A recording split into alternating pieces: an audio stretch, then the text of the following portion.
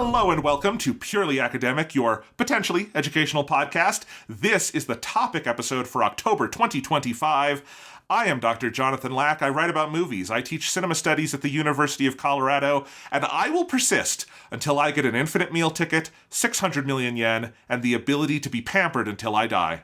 And I'm Sean Chapman, high school English teacher by day, otaku by night, and I can use broccoli to express my identity. Thank you very much.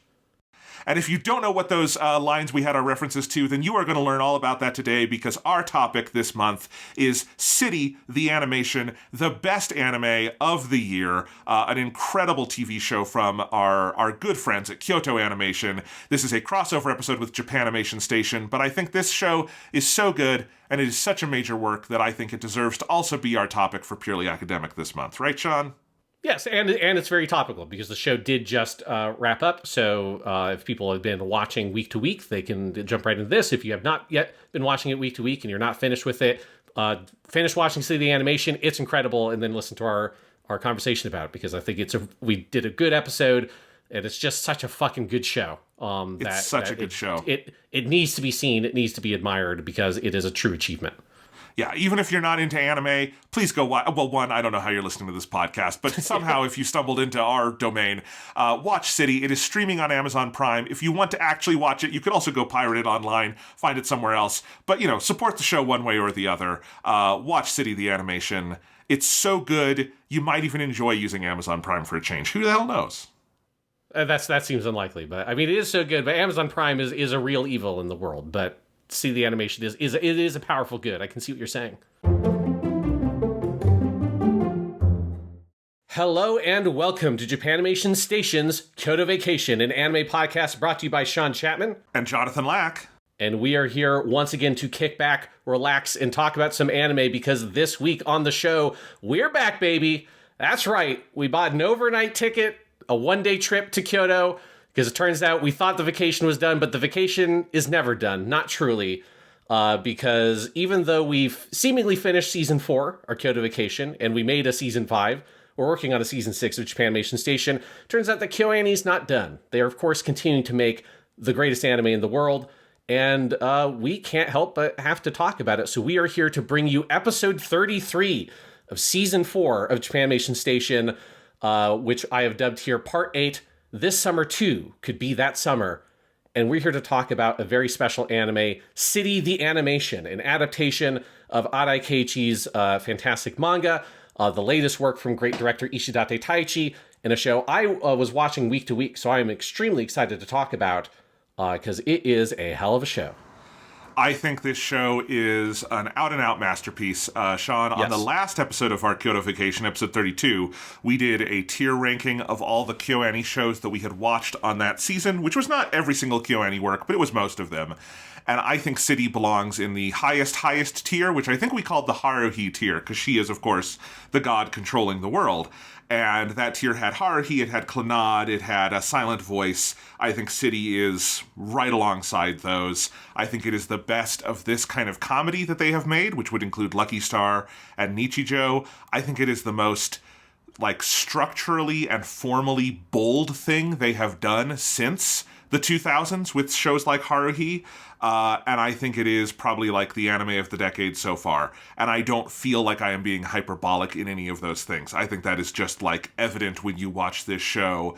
When I am not doubled over laughing in stitches, my jaw was again, not exaggerating, literally just open on the floor in awe of this thing, scarcely believing it existed. This show is out of this world.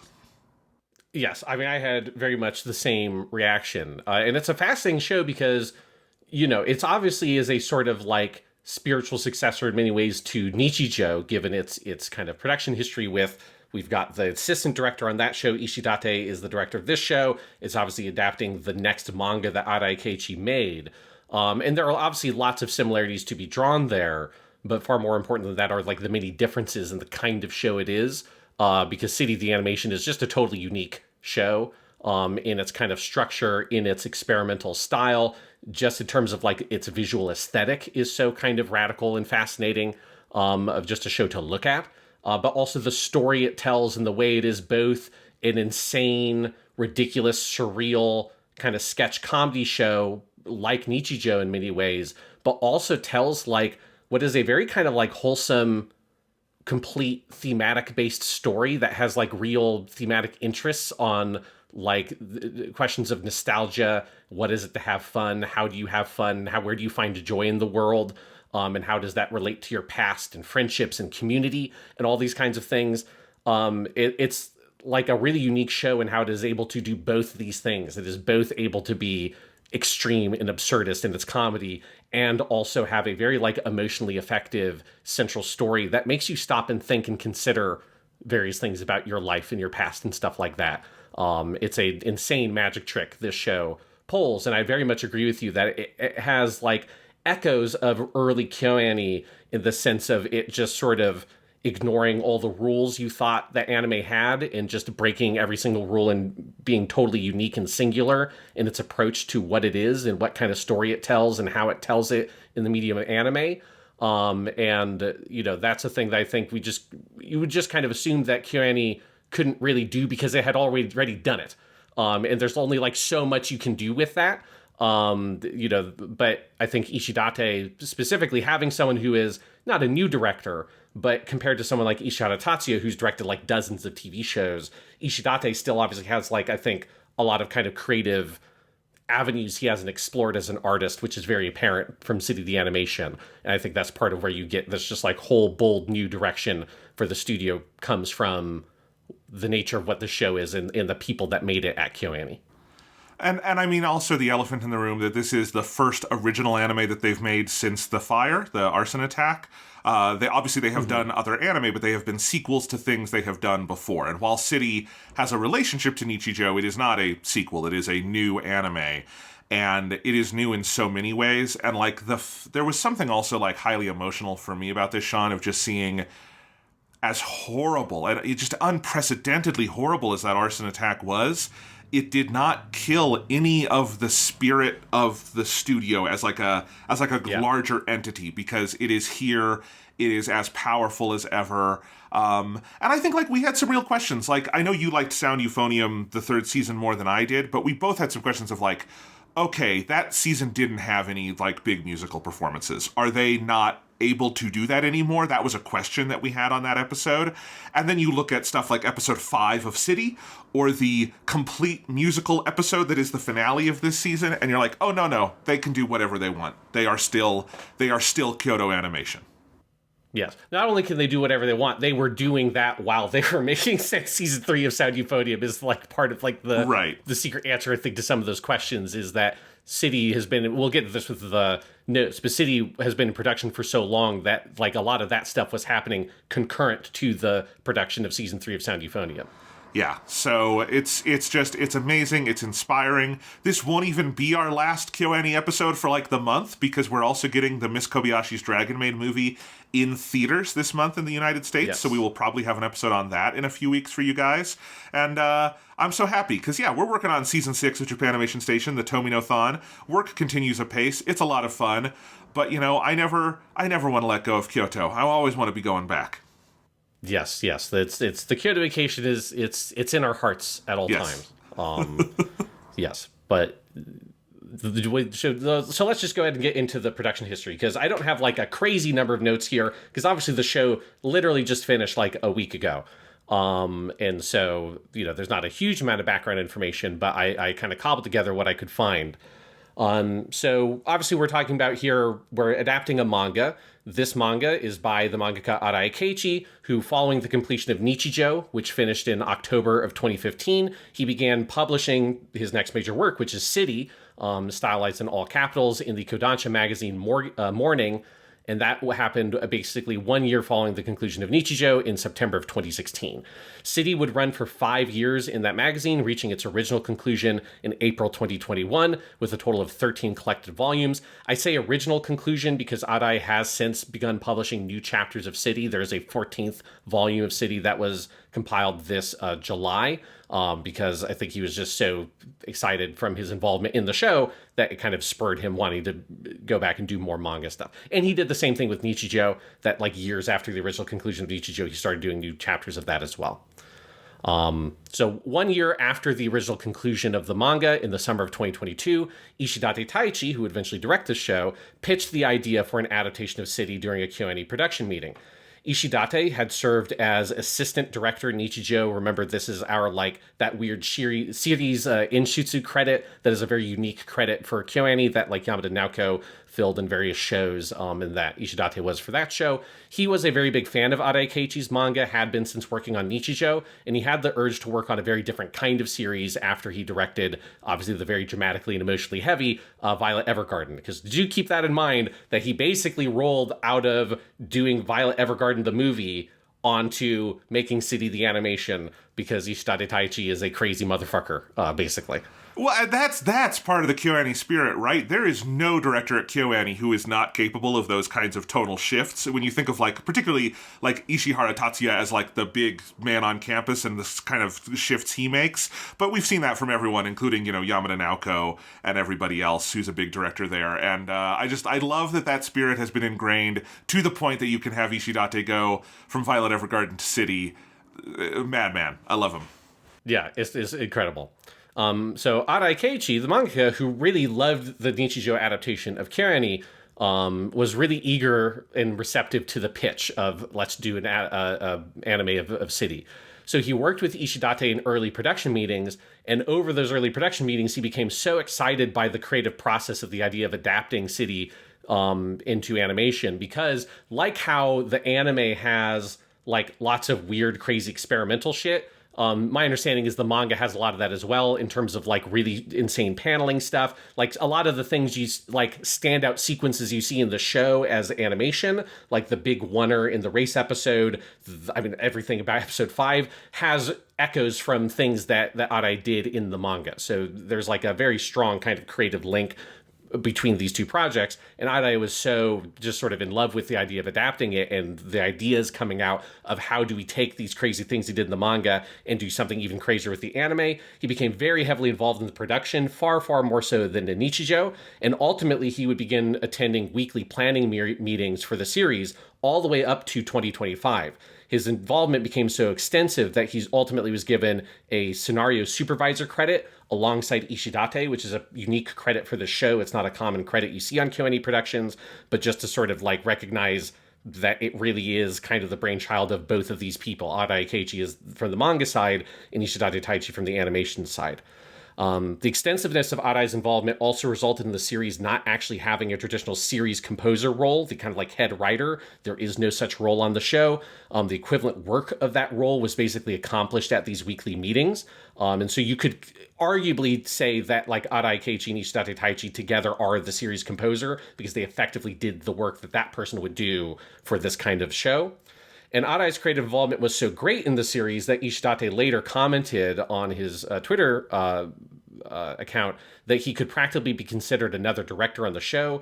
There's a couple of things that we know that are big creative choices for the show that specifically came from Arai, such as using a live-action diorama to be the golden twin towers at Tanabe's mansion, the giant ones that the Buddha makes in the flashback, that are always a literal live-action diorama that is like edited into the animation, even when it's a background element like way in the distance in certain shots.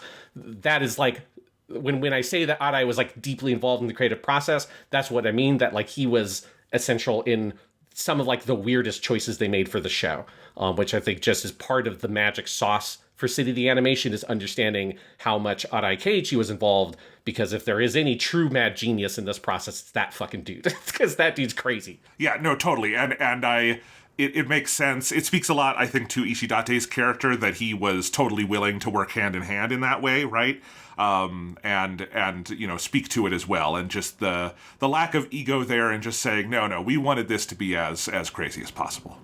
Yes, it's fantastic. So the decision was ultimately made that they would adapt the full 13-volume run of the manga. Now, obviously, that is not like they adapted every single piece of it. There are huge swaths of the manga that are not adapted, and I think you can tell that there are certain like groups of characters that they kind of left off to the side, like the Adatara family, that you have some of the characters like pop up more than others, but they don't like have a lot of the larger plots involving those characters. But the point being that there's the basic kind of spine of the story of City is in the show. For instance, like the most obvious element of this is Matsuri and Eichan and their story of their friendship and Eichan having to move to England. That's all starts in volume 1 of the manga and ends in volume 13. And so they trace that entire arc with those characters. The scene in the last episode of Nagamo and Nikura on the hill, and Nikura asking her, like, did you find whatever it was that was fun this year? That is also a scene from the last volume of the manga.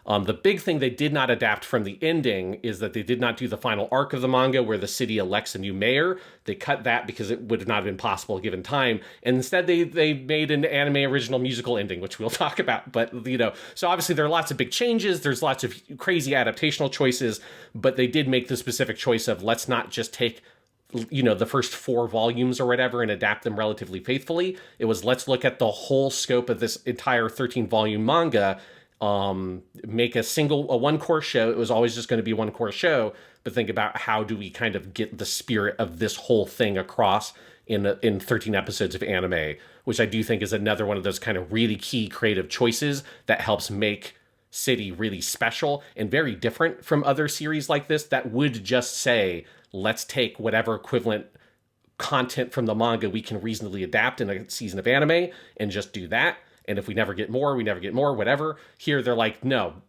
maybe one day they can do more City the Animation. That would be great. Maybe an OVA or something. I'm skeptical if that will happen. It feels like they're like, we got this one shot at it. Let's just do it whole hog and just fucking do the thing. And that's very much, I think, part of the spirit of the show. Well, and again, if we're talking about Ishidate being willing to, involve Arawi so much in the process, Arawi being willing to say, no, make the best show we can, and not having that ego of, you have to do every page of my manga. And I actually think that's often true of mangaka. If they're involved, they're not that precious about it.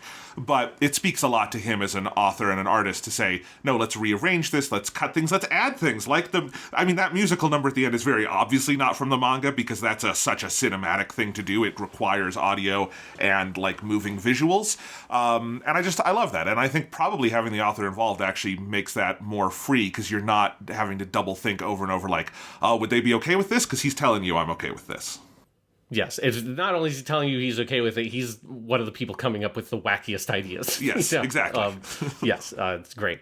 So the production of City the Animation was a very prolonged affair. The main production of it lasted 3 years total, straddling both the completion of Sound Euphonium 3 and the Dragon Maid movie, A Lonely Dragon Wants to Be Loved. That movie began and ended production over the course of City's development as a show. So it's like City was a really substantial undertaking, which you can tell based by watching the show because it is fucking crazy. It's a very complicated production they had. Ishidate and his production team were incredibly exacting in this creation of City and kind of how they went about it, leading to many really kind of unusual elements of the show, some of which I'll get into when we talk about the credits. But some things are one big kind of crazy decision they made, and this is really kind of central to the overall aesthetic of the show. Kyoto Animation still uses traditional animation techniques. Lots of animators still use paper. And they did all the animation, including in-betweens for City, were drawn in brush pen rather than pencil, which means that you can't erase it. It's permanent. But this also is part of the thing that creates the really distinctive aesthetic of the show, which relies on really bold outlines for characters for the whole thing to work, and we'll talk about why later. But part of that was this choice very early in the production to say, no, we're going to use brush pens even for the in-betweens. And you need a very high quality, very, top tier animation staff to be able to do that, because if you make mistakes, you have to just redo the whole drawing. You need people who are not going to make many mistakes if you're going to use this production pipeline. So that was one pretty crazy choice they made. Well, and Sean, this, that actually, I was curious if something like that happened, because there's, it's hard to describe, but there's, a solidity to the images of this show that is so unique. And if we go back to Nichijou, one of the things you said there that I agree with, part of what is so remarkable about the aesthetic of Nichijou, that show, is that every frame of that thing looks like a keyframe. It's amazing how much that show looks like there's almost no in-betweens. It's all so bespoke. But City takes that to another level, where it truly feels like you can pause anywhere, and it is as good as any other frame. And part of that is exactly this kind of thing, where if both the in-betweeners and the key animators are having to work with that kind of confidence, but also that the images don't have any kind of like pencil undergirding it, there is just this solidity to everything you're looking at, and it's so clear when you see it in motion. It's one of the most remarkable things you'll ever look at. Yeah, it's pretty wild. One other element of the production that was repeatedly noted by actors. So they did on the KyoAni YouTube channel, there was a week after each episode aired, they would do a kind of like live commentary of the previous week's episode with a couple of actors that were featured in that show or of the episode. And I listened to all of those. And basically every single time, whoever was the main guest actor for that commentary would remark on how the visuals that they were given for when they were recording were basically completed. Obviously, there was no like audio and stuff in there and stuff like that. The music wasn't in it yet, but the actual visuals, the animation of it was basically done, which is very unusual. But is something that was, especially for this show, necessary for many sequences, given the incredibly precise nature of what they're asking actors to do. Obviously, the most notable ones being the Tekkari raps that happen at the theater and the musical at the end, that if you're asking in the Japanese animation process, which is typical, that you're asking actors to match the animation rather than what is usually common for Western animation, where you record the actors first and you animate to the actor's performance. But if you're doing it the Japanese style, if you're doing something that's a fucking musical, they need to see the exact timing. You can't have like vague, on this beat, we're going to do this cut and stuff like that. Like, they need to match it really specifically. So I think part of the motivation for we got to make sure that the visuals are fucking locked in is some of the things they ask the actors, as we'll get to this in a second, are really crazy, and it requires that level of fidelity for them to be able to practice and get all the timing as precise as possible, given the kinds of sequences they're being asked to do. That's awesome. And like, for people who don't know, often what you'll see with like actors today, especially on TV anime, is they'll be recording to like reels of the key animation and maybe some of the in-betweens are in there, but usually the coloring isn't done, like that kind of stuff. And so it's close. The actors have like a lot of references, but to have, I mean, when you think about how elaborate the animation for City is, that must be so cool as an actor to walk into the booth and be like, oh my God, I'm getting to watch City the animation while I participate in it. That's crazy.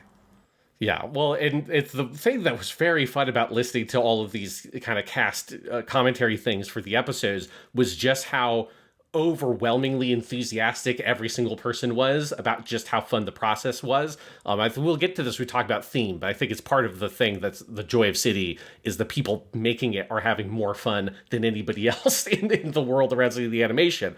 And a lot of that comes down to the approach of how they recorded it. So Ishidate and the audio director for the series, Tsuruoka Yota, who just, as an aside, as a reminder, Tsuruoka was the audio director for every single thing KyoAni has ever made.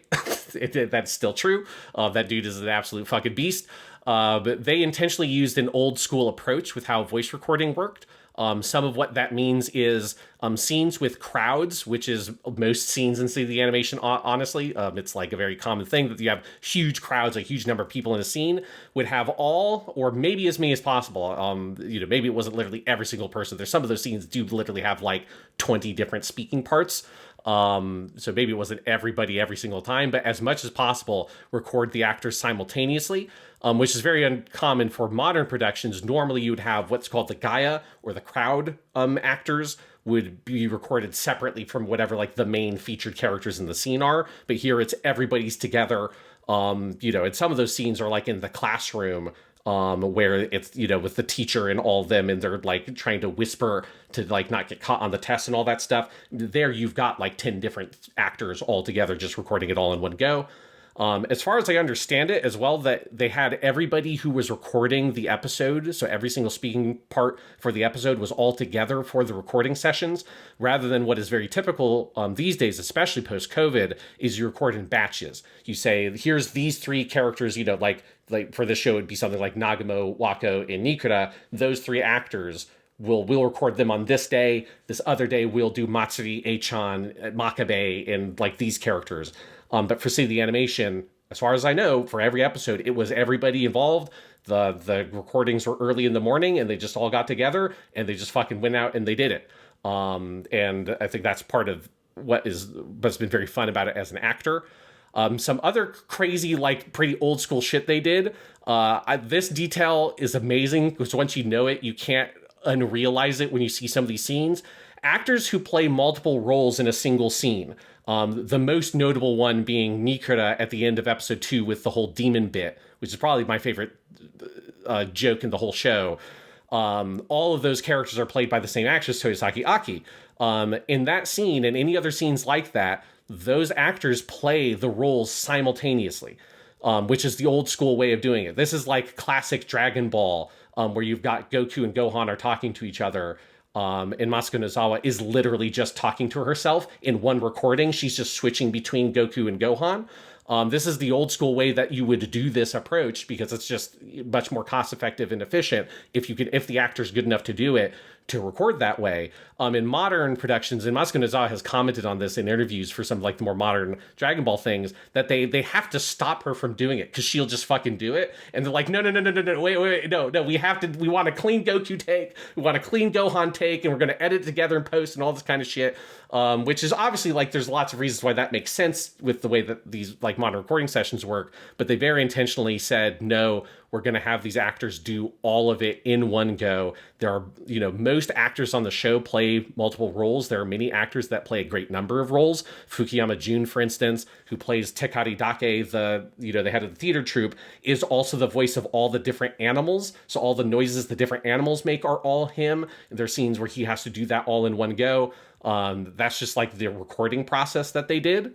And it's insane. Like it's amazing. And I think it ups the game for basically everyone involved. And the last point on this, which is similar to that previous one, is that generally speaking, this is definitely not true in all cases. You can tell that sometimes they use effects. But generally speaking, when there's like something that sounds like it's an effect on the voice, such as slow motion or or like an echo effect on the voice and stuff like that, most of the time that is not a post-editing like process effect. That is the actor pretending to be in slow motion and just doing that with their live voice, or it is them doing a live like echo and just repeating the last thing they said, getting quieter as they do it.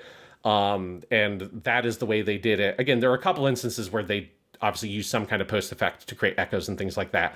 But typically speaking, when Nikura is beating the shit out of the crazy life form in episode 12 and she's doing it in slow motion, that is just Toyosaki Aki pretending she's in slow motion and doing it entirely with her voice. So the overall approach was this kind of Showa era, old school kind of analog style of recording, which is, I think, one of the reasons why when you hear the actors talk about this show, the just incredible fun they had recording it, because it's like a big theater performance or something, and you've got everybody else in the episode just sitting back at the end and watching Fukuyama Jun do the entire rap in one fucking take, and they're just like, shit, like they just sit there and watch it because everybody's there that's in that episode is all sitting there watching these recordings.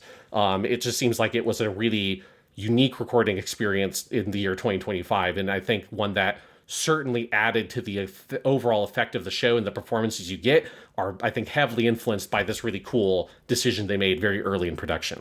Yeah, I want to hold on this for a second, because this is not just trivia that you're giving us. Like, this is so apparent when you listen to the episodes. For me, it was the exact scene you were mentioning where Nikura has the 5 devils on her shoulder, and eventually the very, very late angel as she's debating the 500 yen coin. This is the end of episode 2. Amazing scene, and I'm listening to it and I'm going, I think she's just doing all the voices. And I think she's like, you can tell it's one take. There isn't that kind of like break. You can almost hear her like taking a breath and like starting again in another voice in the take. And that's when I started looking through your notes, Sean, because I'm like, well, if Sean's learned anything about this, he's definitely put it in his notes. And we just have these in a Google Doc. And I started learning about that. And I was like, that's amazing. And then like the other sequence where I really noticed this in terms of the crowd work is, I forget which episode it is, but it's one of the classroom scenes where everybody is whispering as they're figuring out what to do about, I think it's Riko is asleep, as she often is. Yes. And so you have everybody whispering, and it's like 10 people, and the way they're going back and forth, there's just a rapidity to it and like an intensity that it's like, no, this has to be all them in a room analog. Like, there's something in the energy, there's like the intangible energy of the scene where you can feel them feeding off one another. And that's part of it. It's like when you're describing that, probably on these days there would be hours would go by, probably where some actors are just watching, But that had to be like the most fun day of the year for them, because you get to hear all these other amazing colleagues of yours, go to town on this amazing scene. And how much would that animate you to then, when you're up to bat, do your best? And like, I think there are things in that intangible energy of the room that come across. And like, we've talked about that with other anime. Like last year, one of the old school anime that, you're kind of thinking about when we talk about this is like Dirty Pair, which we talked about on season 5. And that like, it's so crucial to what Dirty Pair is that the two main actresses were always in the room together, bouncing off one another. And you can hear that. You can hear that in the episode, that energy is infectious, and it is part of the way anime was recorded at the time that made that possible. And so again, it is not just trivia. And this is also why we talk about the original Japanese language versions of shows when we talk about, when we do these, Sean, because like, no, I don't know how the dub was done. I'm sure it's like a lot of effort was put into it, but this is the version that Ishidate and everyone involved in the show worked really hard to like match with the visuals, right? Like, this is the thing that was the creative vision, and it is so clear when you listen to it, because if you have any love for the Japanese voice acting industry, City is manna from heaven. It's amazing. Yeah, it's absolutely, it's so incredible. And I think one of the things that's crazy about it is that it also, it kind of ties into the themes of the show in some way, of like the nostalgia, and the sense of like finding joy in the process of things and all of that is part of the text of the show, is like replicated in the ways that they made it, by saying like, yes, there are obviously benefits to the modern versions in which these like recording sessions are done, but there is a je ne sais quoi. There is a quality to this more classic style of recording that has huge amounts of benefits, especially for a show like City the Animation, which has really particular demands on its actors that are unusual. But there's something about watching it and enjoying the performances that it makes you feel like, these kind of classic shows that you loved that have this quality to the performances. Like one of my favorite shows that has this so strongly is Sailor Moon, where you just get the sense of all those actresses are all together all the time, and the way that they bounce off of each other in these like live recording sessions that have very light editing on them. And it's like what they have to do to their voices to make the like weird super deformed chibi versions of Usagi and stuff like that when they do comedy bits. Like all those things, there's a value of this much more analog method, in the same way that there's a lot of value to saying, well, let's take advantage of the fact that we're doing this on paper, that we're animating it old school style. Let's use like the brush pins. Let's like find this marriage of what is classic and what is current, and bring all these things together.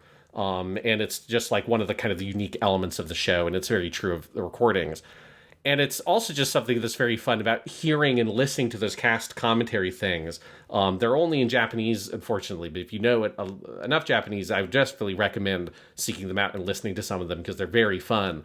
Because you just get to hear like a lot of these younger actors, because a lot of the smaller parts are played by fairly novice voice actors, talking about like sitting back and watching the sequence in the one episode where it's the old guy summer and it's the three old men, the Adatata father, Makabe's dad, and the editor-in-chief at the newspaper all going to the beach and like trying to live it up, and talking about seeing all these actors that all of them, it's like Koyasu Takahito is one of the roles there, but all of them are these like classic veteran voice actors who have been in the industry for decades, and watching them stand up to the mic and just act like complete fucking idiots and shouting at the top of their lungs and all this stuff, and how much fun it is, in like imagining, like picturing that in your mind's eye as part of the joy when I was rewatching the episodes and got back to that bit.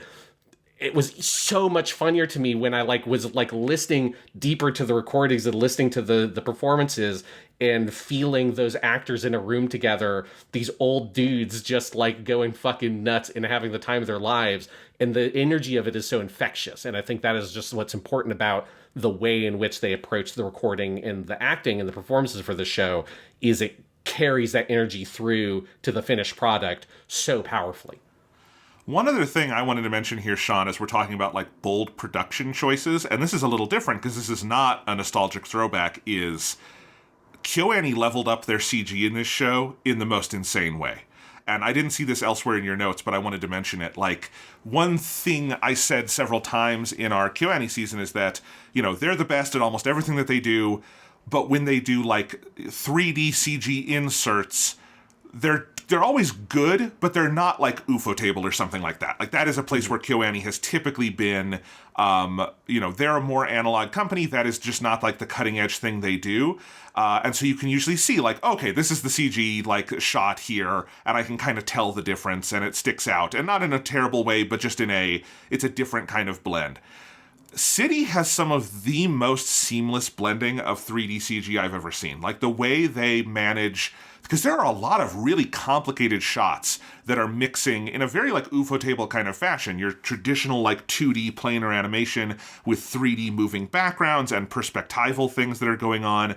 And just the way they, like, cell shade the 3D, the way they match it to the style of the animation, it's incredibly seamless, where there would be times, and, like, you get this at, like, the beginning of episode 1, you get this in the Crazy Oneer in the racing episode, where, like, the way they're tying shots together and doing some of the 3D work, but making the 3D look like a seamless extension of the hand-drawn animation, that felt like a pretty big technical breakthrough for KyoAni specifically, and it kind of blew me away over and over again that they were doing this. And I didn't see any other notes on this in here, but I wonder if you had heard anything about some of the 3D work they did here. I didn't see any, like, really big comments on it. I mean, I think one thing is it's very clearly an extension of Violet Evergarden, the movie, which I would say obviously was Ishidate's previous big thing he did, and that also has, I think, like, the best blending and use of 3D to help support these, like, dynamic, complicated shots. I mean, a lot of it is also just that they are doing some, like, hugely complicated 2D shots that don't involve much 3D. That it can be very hard to even tell the difference between, like I think that's, like, the trick, is that it's hard to tell how much of this is they're supplementing 2D animation with 3D, how much of it is they're just doing a 2D animated shot that is a 3D camera movement that is just animated 2D classically, and it's just because Ishidate Taichi has been doing this for like 30 years, and he turns out he's really fucking good at it, along with lots of people like KyoAni. Or there's also just, like, stuff like, well, they're using a literal 3D, like, they're not a 3D diorama in the sense that it's a 3D model. They built an actual diorama, and they are animating characters in the diorama. They've got, like, the ending animation sequence, which is the claymation thing, which is a blend of 3D CG and some actual claymation elements kind of tied together. And so it is, like, I think the trick is just how seamless it is, that they're using lots of different methods of achieving these kinds of shots and sequences, some of them very, like, outside the box and very creative, but that they're blending all these pieces together in a way that you can't see the seams. And I do think that is the step up that Kyoto Animation, typically the seams have been fairly apparent, even if they were never that distracting compared to certainly lots of other productions, but they were usually fairly obvious. Here, there are, like, sequences where I look at them like, I have no idea. Like, I have no idea, is there 3D here used? If there is, where is it used? Like, it is a show that is just kind of magical in its production, because there are moments where you're like, I literally do not understand how they did this. Like, the bubble sequence in episode 5, I think is just a dude drew all that shit. How you do that, I don't fucking know. Like, I have no idea. And that's part of the thing that's, like, beautiful about the show, is it's very hard to find a production these days, if you watch lots of anime, where you're kind of wonderstruck by, I don't know what they did to achieve this. Because usually you're just like, oh yeah, I see it's like this and that and the other thing, and then here's the techniques they've used. But that's one of the things that feels a bit old school about it, is that sometimes you watch an old school production and you're like, what the fuck is this? Because they've used some, like, weird in-camera effect or something you've never seen in another show ever, and your mind is blown, and you don't understand how they even accomplished it. This has moments like that, just of the sheer virtuosity and the kind of invisibility of the techniques they've used. No, totally. And this is exactly what I meant. And we're going to talk a lot about episode 5, I imagine, but, like, there's, that is seamlessly blending 3D hand-drawn stuff, live action dioramas. There's, clearly, like, cutouts they've had to account for, and then the way they blend it all together. And, learning that the show took 3 years to make makes that all seem a lot more plausible, right? Because it's just, there is that level of polish to everything where there's just, it is a humbling thing to watch unfold. I think it is fair to say. Absolutely. So let's get into some of the other behind the scenes people for our crew. Obviously, our top line director is Ishidate Taichi. Obviously we talked about he directed Violet Evergarden, but just as a reminder of where he kind of comes from. I mean, this is only the third TV show he's directed, because the first one was Beyond the Boundary, which we can forgive him for that because it's his first TV show. It's a rougher one, though it does have lots of redeeming elements. It just has some other bad parts about it. Then he followed that up with Violet Evergarden. He also directed the second movie for Violet Evergarden the movie. And so, it's interesting how, even though he's been at KyoAni for such a long time, this is, if you're for just looking at the TV shows, this is the third thing he's directed. If you're throwing in the movies as well, this would be the sixth thing he's directed. So it's interesting how he's not been the top line director for lots of things. He was obviously the assistant director for Nichijou, but he is like an animator at heart. He's like that kind of director. I mean, we know that he did huge quantities of the animation for City Animation himself. There are lots of like very complicated cuts that we know that he did. I'm sure there are lots and lots of ones that he did that we have no idea about. And this is, common for lots of the directors at KyoAni, like Kitanohara Noriyuki, who directed 3 of the episodes of this. We also know that he definitely did lots of the animation as well. But I do think that's one of the things that really separates Ishidate from like Ishihara Tatsuya. Ishihara Tatsuya does do lots of animation as well, but Ishidate is such a he's a fucking animator, and he just came up doing those really complicated animation sequences for years and years and years. They always kind of leaned on him to do the big crazy action scenes and stuff like that. And I do think that it's just important to keep that in mind, that is where this guy comes from, because I think that so informs what makes City the Animation different. Part of the lens of it is, I think it does come from someone who very much still prefers to be in the trenches, and that is his kind of main role. He's, typically he is an episode director, storyboard artist, and animator. He's not usually the series director.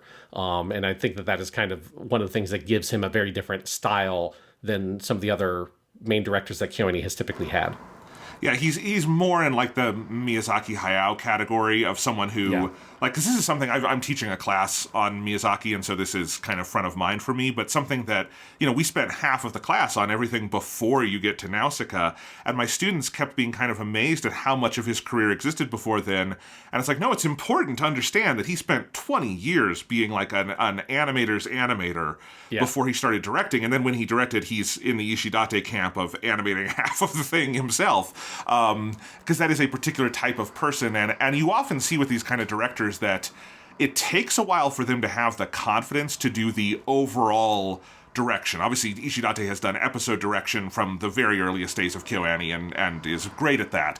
But being able to then be able to do the minutia and the entire, have both the trees and the forest, right? That's a real skill set, and it takes time to develop, and no one comes out of the womb, being able to do that right away. And Ishidate, the road is long and included Beyond the Boundary. I fucking hated Beyond the Boundary, and it's totally worth it because we got City in the end. Yes.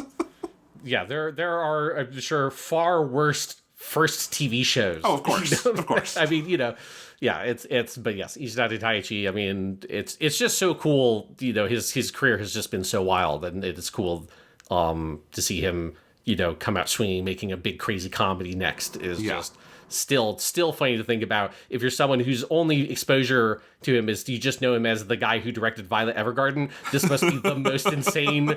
It makes more sense for us since we tracked the whole career across the whole history of the studio. But if you're someone that's like, I love Violet Evergarden. Oh my God, the Violet Evergarden guy made a new TV show. Let me watch that. That's a pretty wild swing, Yes. This is where you also have the limits of auteur theory as something about individuals. You have to account for the entire context here, where it makes a lot more sense.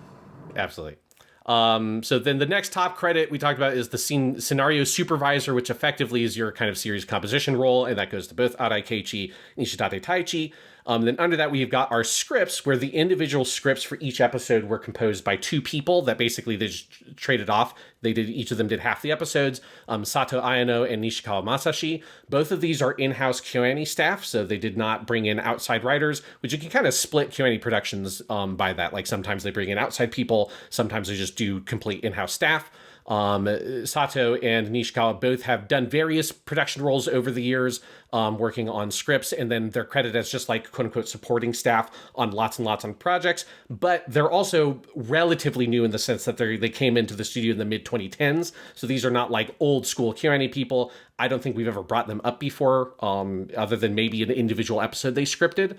But these were not names that I was familiar with. So they are relatively new, and we'll see that with some of these other top people, including the character designer and chief animation director for the show is Tokiyama Tamami. This is the first series Tokiyama has worked on in this capacity as the top character design and chief animation director. We've never mentioned their credit before on a Japanimation Station episode. They started at KyoAni doing key animation around 2018. And then they moved up to regular animation director on Tsurune Season 2 and Sound Euphonium Season 3. So this is like basically a newcomer to the studio in terms of this like kind of top level production role. And that is alongside this other person I want to talk about. We'll kind of talk about their roles together because these are the two people who define the visual aesthetic of the show alongside obviously Ishidate, and that's the art director Yamazaki Shiori. This is not a role I always credited, kind of depended on the production where it felt like how notable was the art director's sort of like contribution to the overall aesthetic, and here I think it's tremendous. There's a reason why the show looks unlike any other KyoAni production. Yamazaki Shiori is also a relative newcomer, with this series being her first as an art director. Yamazaki's first project at KyoAni was doing background art for the first Violet Evergarden movie. And Ishidate clearly really liked her work because he chose her as one of the main artists for this interesting project they did a few years ago, which was a storybook/album combo that was made with the composer for Violet Evergarden, Evan Call, and Ishidate directed this project. Obviously, directing this project is different than directing an animated series, but it was like, here's an album that tells a story that Evan Call made, and here's a storybook with like really beautiful painted art that goes along with it that helps tell that story. And that project is called Hagare Boshi no Uta, or Song of the Shooting Star. And so Yamazaki was one of the main artists on that. She was tasked by Ishidate for City, along with chief animation director Tokiyama Tamami / character designer, with establishing the overall aesthetic of the show. And they, from what I understand, the pre-production process on this was very elaborate because they came up with lots of different sort of ideas of how do we bring this style to life. Obviously, Nishia Futoshi, who was the chief animation director and character designer, and basically the guy who kind of designed the aesthetic of Nichijou, he passed away in the arson attack, so he's not around. And so they had to come up with what's a totally different way that you bring Arawi Keiichi's art to life in animation, because it's a very unique art style. The ultimate approach they landed on alongside Ishidate was to create an aesthetic where the backgrounds and the characters exist on the same plane. If you don't know what I mean by this, note how, like, if characters interact with objects in the scene, that object they're interacting with does not appear any different than any other object, right? So typically in an anime, the background is on a completely different layer that's done in a different style. And so if you've got something on the cell layer that's like a character has to pick up a pen and it's on a desk, and there's maybe 3 other pins that they don't pick up, typically you'd see the desk and those 3 pins they don't pick up are going to be in whatever their background art style that will be very fixed and kind of rigid, and then that pin that they interact with is going to be drawn in whatever style they need to animate it in to be more simplified so that they can animate it. Here in City of the Animation, that's just not true. This is obviously not the only production that has done this. Like more modern productions like the Tale of Princess Kaguya by, why am I blanking on his name? Takahata Isao. Yeah. Yes. This is a kind of thing that is easier now when you composite everything in the computer, even if you're drawing it all physically, rather than shooting on like celluloid and having to stack everything on the animation desk. This is something where even if you're going for a very bespoke handcrafted style like Tale of the Princess Kaguya, finishing in the computer makes this possible in a way it didn't used to be. So it's an interesting kind of blend of new school and old school. Yes, but it is definitely, this is like one of the most fascinating uses of this kind of modern approach of saying, like, let's make all of it feel like it coexists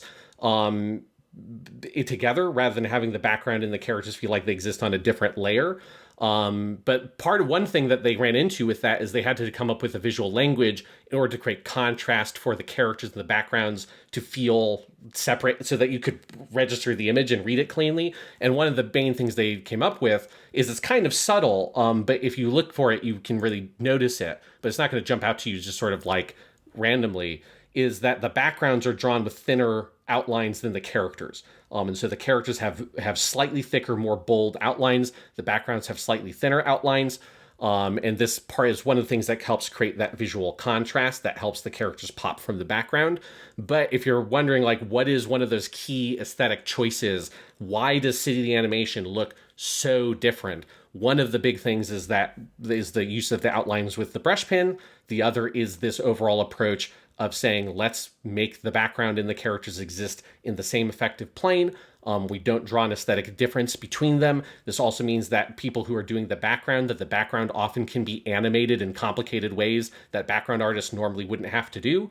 And so you need a very talented staff that is very multi-talented and kind of multi-purpose, because you need to have everybody be able to do some of these kind of animation style skills, and background artists can't design the backgrounds the way they normally do. But that's one of like the main aesthetic choices they made that really makes this feel different. And it's one of the things that in particular makes it feel very different than Nichijou, as well as just like having much more kind of squat characters that feel a little bit closer to the designs from the manga. There's obviously the really, really bold use of coloring in the show that gives it this very different kind of feel to Nichijou, which had a more kind of traditional, slightly kind of flatter color look, whereas here you've got these like very bold, striking, thick colors. But there's lots of little things they do, but the main people we have to credit for it are Tokiyama Tamami and Yamazaki Shiori. And this is one of like the cool things about KyoAni is we are in this new phase. We saw this with Sound Euphonium season 3, where it feels like there are lots of younger people in the studio who started in like the mid to late 2010s who are now moving up the ladder into these much bigger positions. And this is another example of that. But it's also that mix of allowing for new talent and new ideas with that rich institutional knowledge that KyoAni has, right? Where, you know, sadly, some of the people who worked on Nichijou perished in the arson attack, but the institutional knowledge does not completely disappear, right? Like Ishidate was there for Nichijou, and so he can speak to that, but also can be flexible enough to allow for these Tokiyama and Yamazaki, who are relative newcomers. This isn't their very first thing, but it's, you know, their first lead role at KyoAni. And that mix of the institutional knowledge and the, you know, newcomers, that's something we noted constantly throughout that season. Was there, you know, KyoAni is always very willing to let people who are sort of new to the studio leave a mark. Like, you know, Yamada Naoko was the most obvious example of someone who's like, hey, your in-betweens are really good. Want to direct episodes of Clannad? You know, and it's just like that leap was just crazy. But yeah, and I think you can feel that in this show, where you can feel like, yep, this studio made Nichijou, and all of that experience is in the body of City, but it also is not Nichijou. It's so bold and new in various ways, and that's part of the fun. Yeah, and it's just like having some like younger people who are in their 20s be at like really top level creative positions. It's part of the thing that gives it this really fresh creative energy. Because one other thing is Yamazaki Shiori also was the art director. She also was in charge of the animation for the ending sequence with the faux claymation stuff, which is another cool kind of thing she did on the show. Once again, want to shout out our audio director, Tsuruoka Yota. Again, he's not someone we always brought up in the original season, but since we're coming back with a new episode, I just, again, want to remind people he was the audio director for every single thing KyoAni has ever done. You know, so he's, you know, one of his roles is helping to direct the actors. And so when I was listening to those cast commentary things, they're constantly talking about Tsuruoka-san came up and he said this or that or the other thing, and about like them trying to get the music in episode 1. I forget what the song is, but this kind of classic song that plays that like cuts right at the end of this bit. So, you know, he's the audio director, has always been the audio director, absolute badass. Obviously like one of the best in the history of that profession. I mean, you've got to assume also, because like City, we'll talk about this when we get to the actors, that this is like an all-star KyoAni cast. They just like brought everyone from the history of the company in to do different voices. And we've seen that a lot, that KyoAni gets the same stable of actors multiple times. And part of that has to be that Tsuruoka has really good relationships with everyone, and they know that like if I'm going to do a KyoAni part, it's going to be a really good experience. And, you know, again, talking about institutional knowledge, that is a very, like, clear, like, KyoAni is as good at the acting side of things as they are, in part because you have someone like Tsuruoka there doing A+ work year after year after year. Yep, absolutely. And if we're talking about the audio, there's one other piece that you can't forget, which is the music, which is done by the band Piranhans, is how you'd say it in Japanese. It's spelled Piranhans, stylized in English, but it would be pronounced Piranhans if you look at the Japanese. This is fascinating to me. So Piranhans is a band that's headed by a musician whose stage name is Pianika Maeda. His stage name comes from the brand of the melodica he plays as his primary instrument, which is a weird instrument to be your primary instrument. That's like a giant harmonica that's a keyboard that you blow in. If you've never, look up a melodica if you don't know what it looks like. It's also, if you look at the cover of City the Animation soundtrack, the cover of the soundtrack is Nikita, Wako, and Nagamo, and they all have 3 different sizes of melodica that they are playing. And there's a specific Yamaha branded melodica that is called the pianica, and that's what Maeda plays as his main instrument. That's where his stage name comes from. And it is also part of the unique sound of the show, obviously, as it very prominently features this instrument. Maeda started releasing music in the 80s, but his big stuff was in the 90s when he formed the band Piranhans in 1994, alongside guitarist Tsukamoto Isao, upright bassist Nagayama Osamu, and drummer Sakura Manabu, which if you listen closely to the soundtrack, those are the 4 primary instruments featured throughout almost every song of the soundtrack. There's a couple of other things, but it is mostly the melodica, guitar, upright bass, and drums. They actively released albums throughout the 90s, but their output decreased a lot during the 2000s, with their last album being 2011's Super Volcano. And after Super Volcano, they still are a band. I think they did concerts and stuff like that, but they didn't release new music up until now. The soundtrack for City the Animation is 14 years later, this is their next album. This is their first time creating a soundtrack for anything. Everything else they've done have been live performances, studio albums, that kind of thing.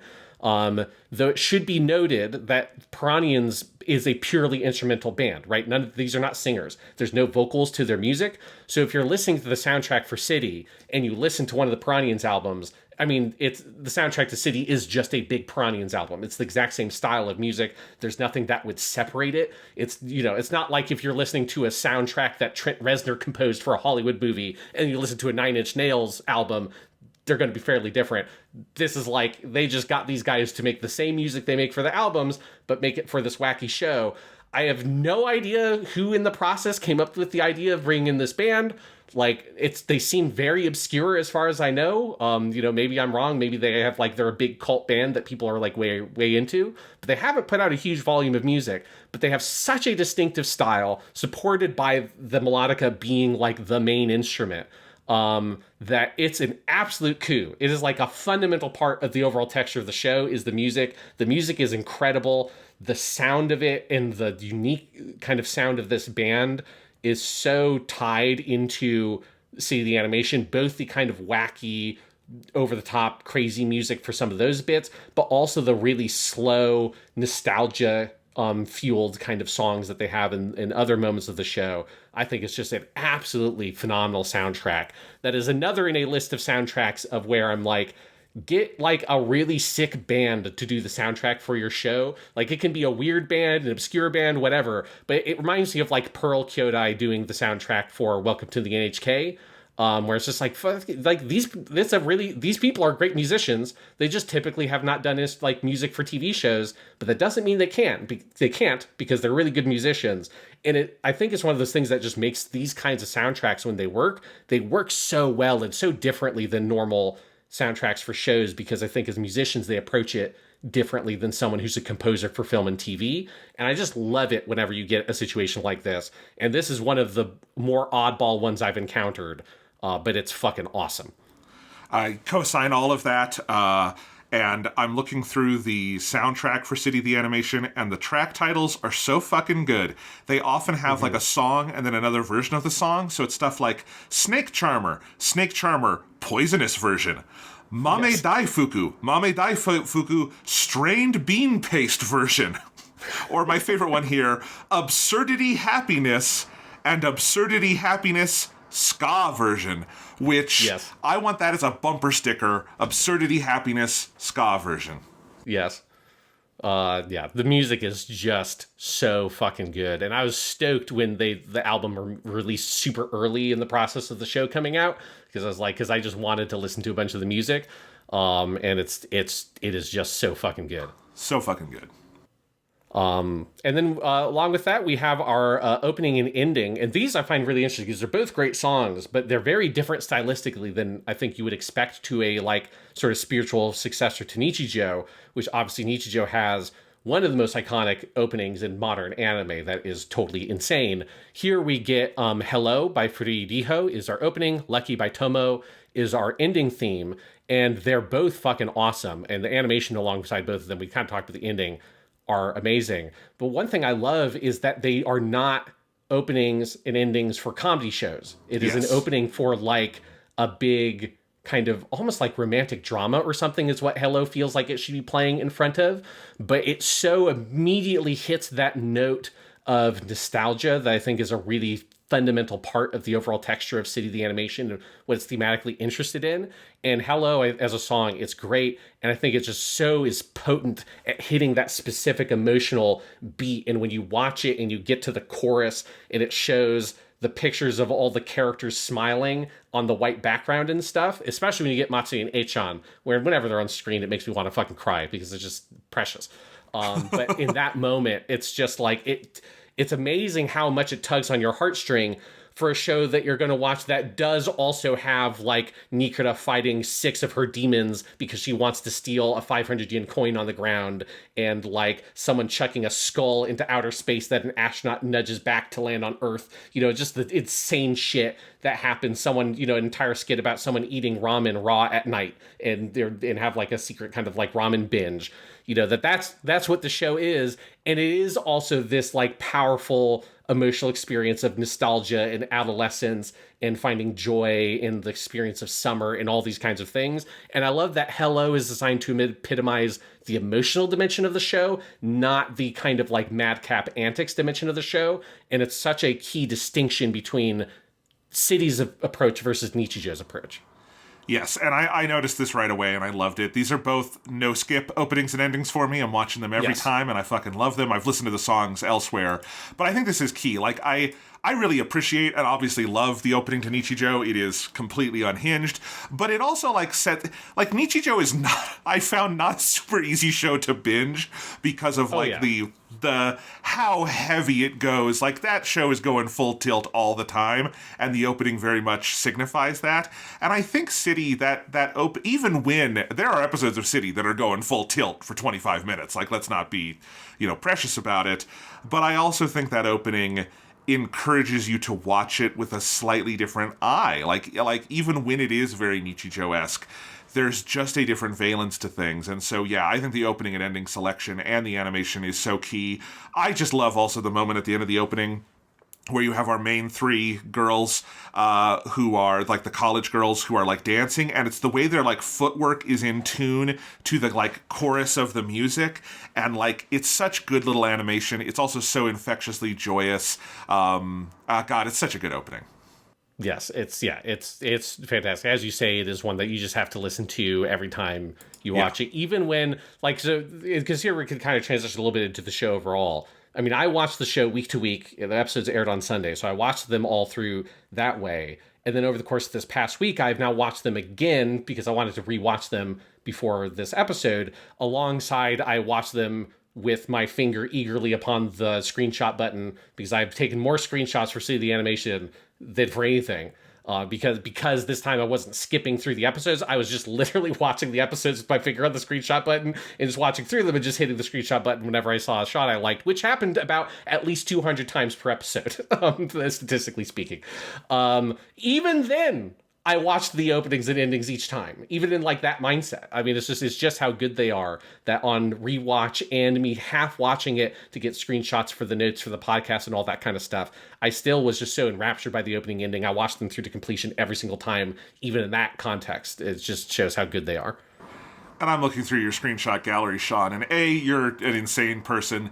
B, it does, like, if you look through screenshot galleries of this show, it is amazing how much, like, every single image looks like a bespoke image made to, like, be hung on a wall, not, like, a single frame for a 25-minute episode of TV. Absolute. It's just this show, man. This fucking show. Yeah, so where do you want to go from here, Jonathan? How do we want to talk about City? Because I do think it's an incredible show, but it's also like a show I think that's hard to like break down in some ways. Well, I do think we should probably like hit pieces from every individual episode, and I do want to talk about all the voice actors who are just incredible here. But like, maybe we should just start with some of those top level thoughts, because, you know, going back to the comparison with Nichijou, I think for me, like, part of the secret sauce of City is the focus of it, that this is... It's a like, would I happily watch more than one core of City? Yes. If they made 7 cores of City, I would happily watch all of it. But there is something about it being a focused 13-episode thing.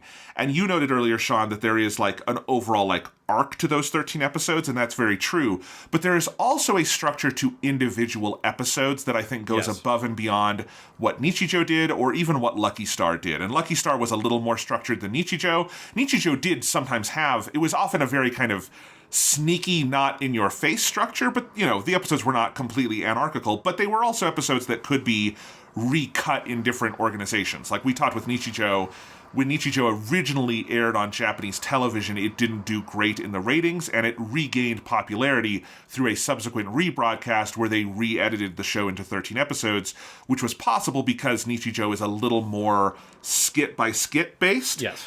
City is still like it prominently displays this is this chapter, this is this chapter, but the way those chapters are tied together, there's very obvious examples like episode 5, which is one story told for 25 minutes, albeit broken up in some very experimental, bold ways.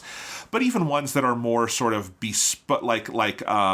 oblique in how they are structured still have structure. Like the fact that I think it's episode 12 is the one where you have that incredibly, just ridiculously long sequence of Nikura fighting the weird monster with the long nose. Yes. And that is all completely silent. There's classical music playing, classical piano music, but there is no dialogue until her final line where she goes, "Kore ga jinsei da," which is this is life.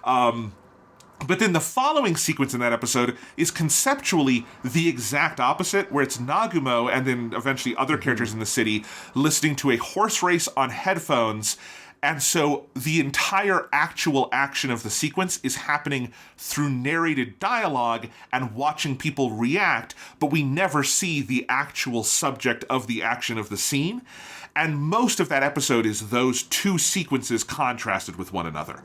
And it's stuff like that where you could not, like, you could watch clips of City out of context and have fun with it, but for the most part, you could not recut these episodes. You could not chop them up in different ways. Individual segments would not have the power they have divorced from the episodes they are in.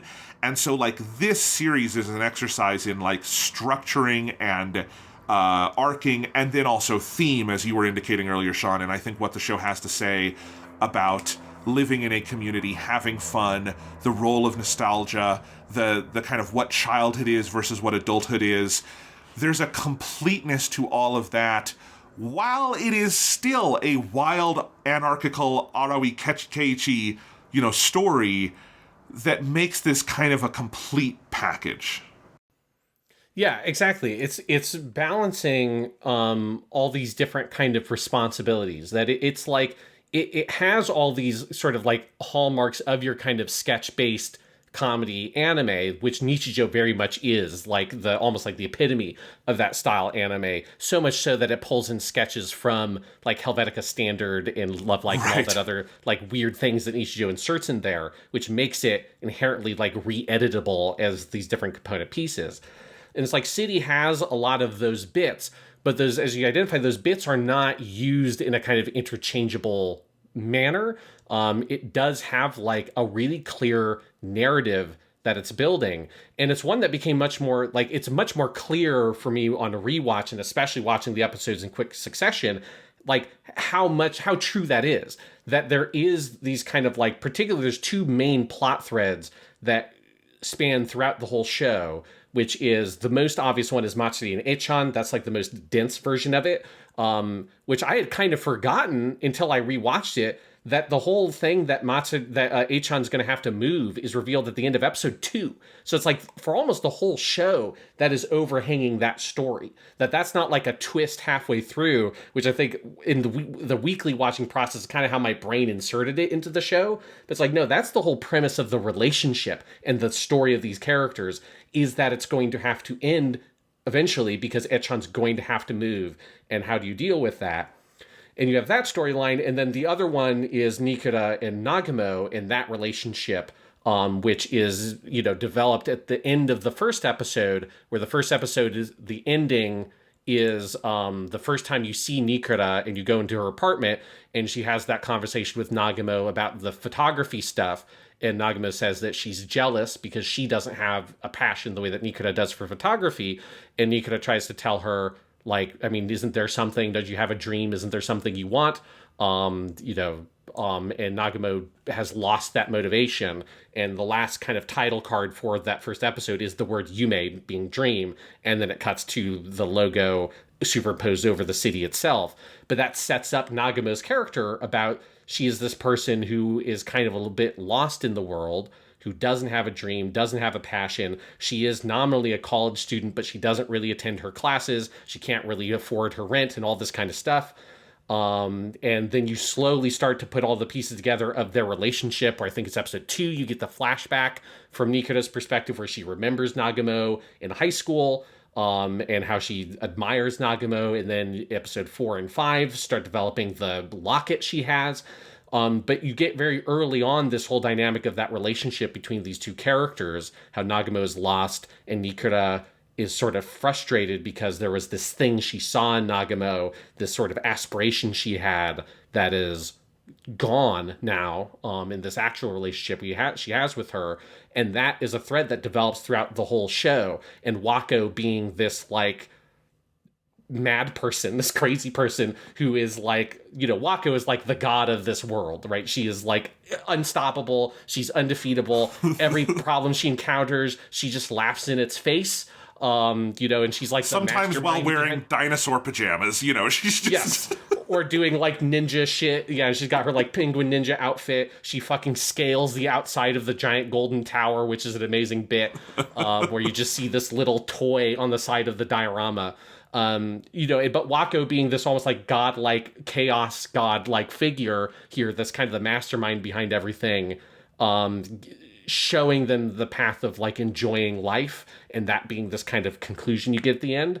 It just was like, it really struck me on rewatch how much, like, amidst all the crazy bits in the madness that happens, that there is this very methodical development of this story, of these two parallel stories, both of them about these friendships that are kind of at different stages, both of them about like the past in different ways, where for Nagamo and Nikura, it is about like them having had this past that was this kind of glorious adolescence that they look back on, particularly Nikura, as a kind of golden time in their life that maybe has dulled.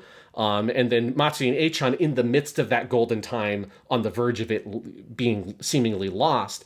And what do these groups of women do, like, confronted with these two scenarios, and how does it reflect on the nature of nostalgia, the nature of finding joy in life, all these kinds of things. Also, like, set against this, like, it's all set over the course of a summer is another piece of all that. Like, it's just very methodical and very intentional and super delicate in how it puts all these pieces in place.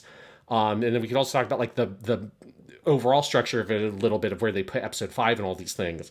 But it is so genius, I think, how they build those to get to this conclusion at the end, involving a time machine that explodes and all the, like, it's just, it's so locked on to these central thematic ideas that I think are really hard to parse on first blush because you just kind of think it's a silly show that's very ridiculous, until slowly you start to realize, no, there's something more going on here. And it's a show that I think I've now watched it twice effectively, like maybe like twice and a half if you can count me kind of half watching it while listening to those commentaries each week. But it's one that I think is like very deserving of many, many rewatches in a way that's different than other comedies. Most comedies you do rewatches because you just want to get that joke again and go through the experience of the joke and laugh at it, which is what I do when I rewatch Nichijou every other year. But for this, it's like, yeah, I want the jokes, but it's also like, I want the kind of considerations on these themes around nostalgia and joy, and how they're put together in this very artistic manner. And that to me is the secret of the show, that is kind of elusive, and I did not realize until I got to episode 5 originally on my watch through of like there's something fucking crazy going on here, and then rewatching it being like, yeah, there's like a lot crazy going on with this show that makes it very unique, totally different. Like there's no other anime I've ever seen, no other TV show I've seen that is doing all the things that City Animation does while also being like this like aesthetic marvel and all the other like kind of superlatives you can put on it. It also has this balancing act of the dramatic and the comedic that is totally singular to this show and this show alone.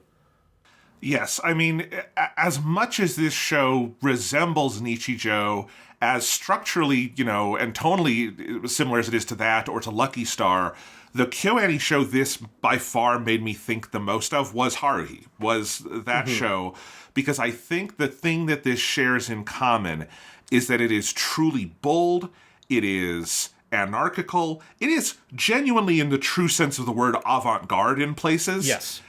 And yet, it is also structured with an emotional core that bowls you the fuck over when you get to those places. And I think Haruhi Suzumiya is like the other show I would say does that. And like KyoAni has had a lot of experimentation and anarchy across a lot of the different things they've done.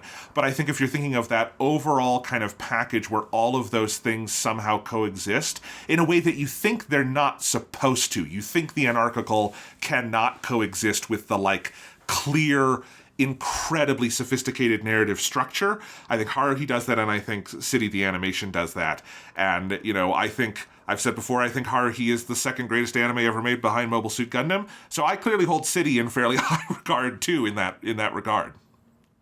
Yes, and I definitely agree that it's very different than Haruhi in many ways, but I feel like the philosophy underpinning it, the creative philosophy underpinning it is very similar. And yes, it does have like that sort of the agility of that show of being able to move across these different tones and styles and weird techniques and stuff, and then ultimately deliver you in this very powerful emotional place. It's definitely similar.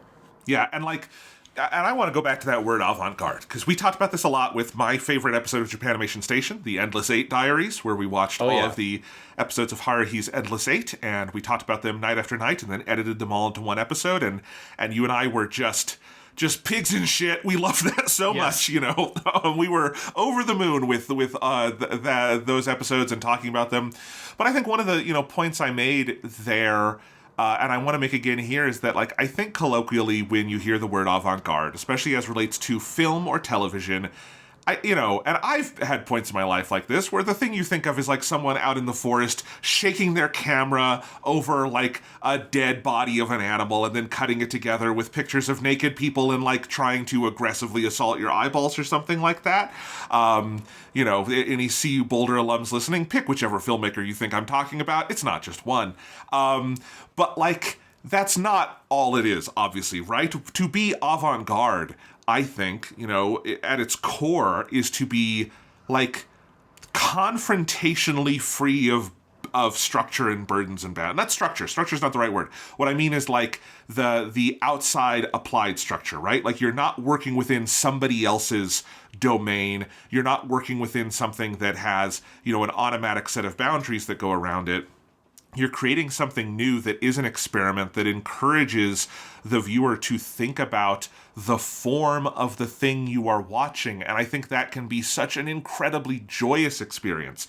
And I think you and I both found that with The Endless Eight, in that it takes the same script and does it 8 times and has 8 different directors doing 8 different styles of the story. And I think there is something so amazing about that like really retrains how you think about television and narrative and direction and all these things.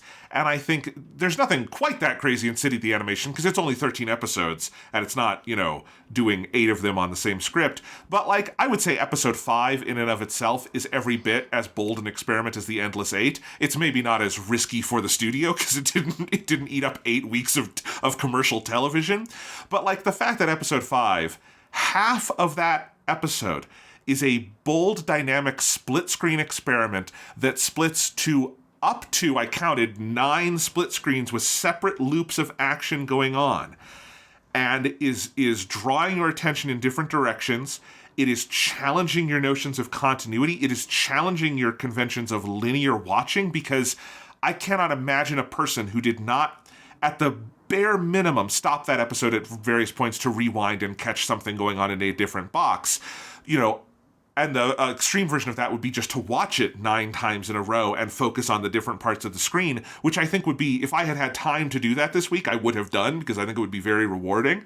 That is an absolutely avant-garde experiment with anime art and with all of the conventions of narrative television and with comedy. And there's moments like that sprinkled throughout City, up to we're going to have an entire shonen battle anime sequence with a weird long-nosed creature that's going to go for half an episode with, Chopin playing in the background.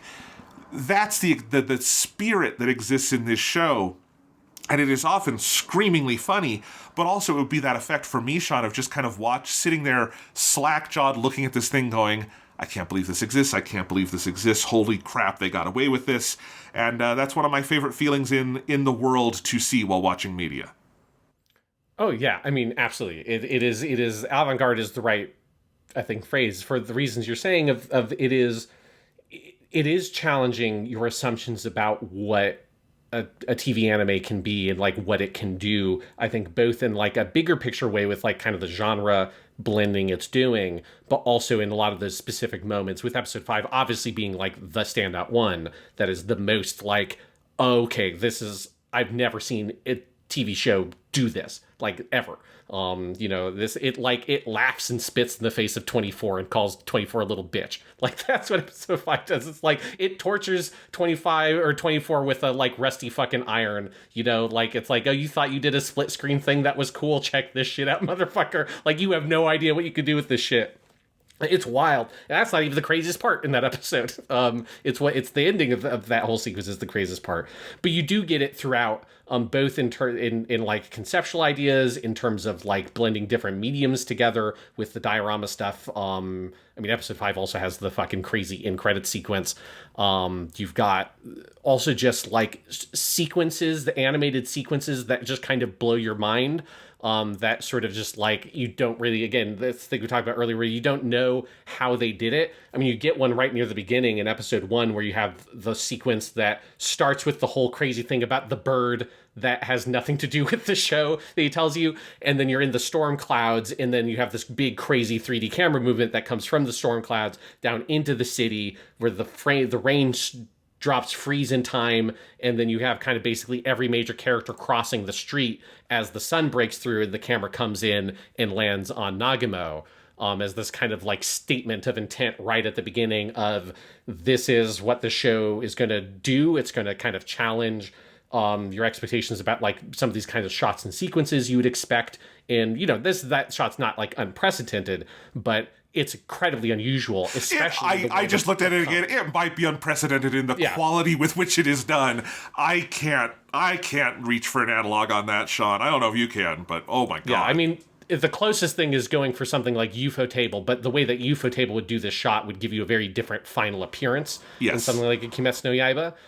It's like Kyoto Animation doing its version of a UFO Table shot. Yeah. But it also is this sort of statement of we are looking at this at the city as this whole community of all these people, while we are also kind of zooming in on individual characters, with Nagamo being if you had to pick one, choose the most of protagonist of all the characters, it would be Nagamo.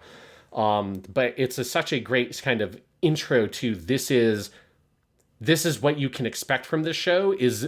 You don't know what to expect, because one, it's going to open with this very bizarre bit about this bird that's this legendary bird that has nothing to do with anything with the show, and it never comes up again.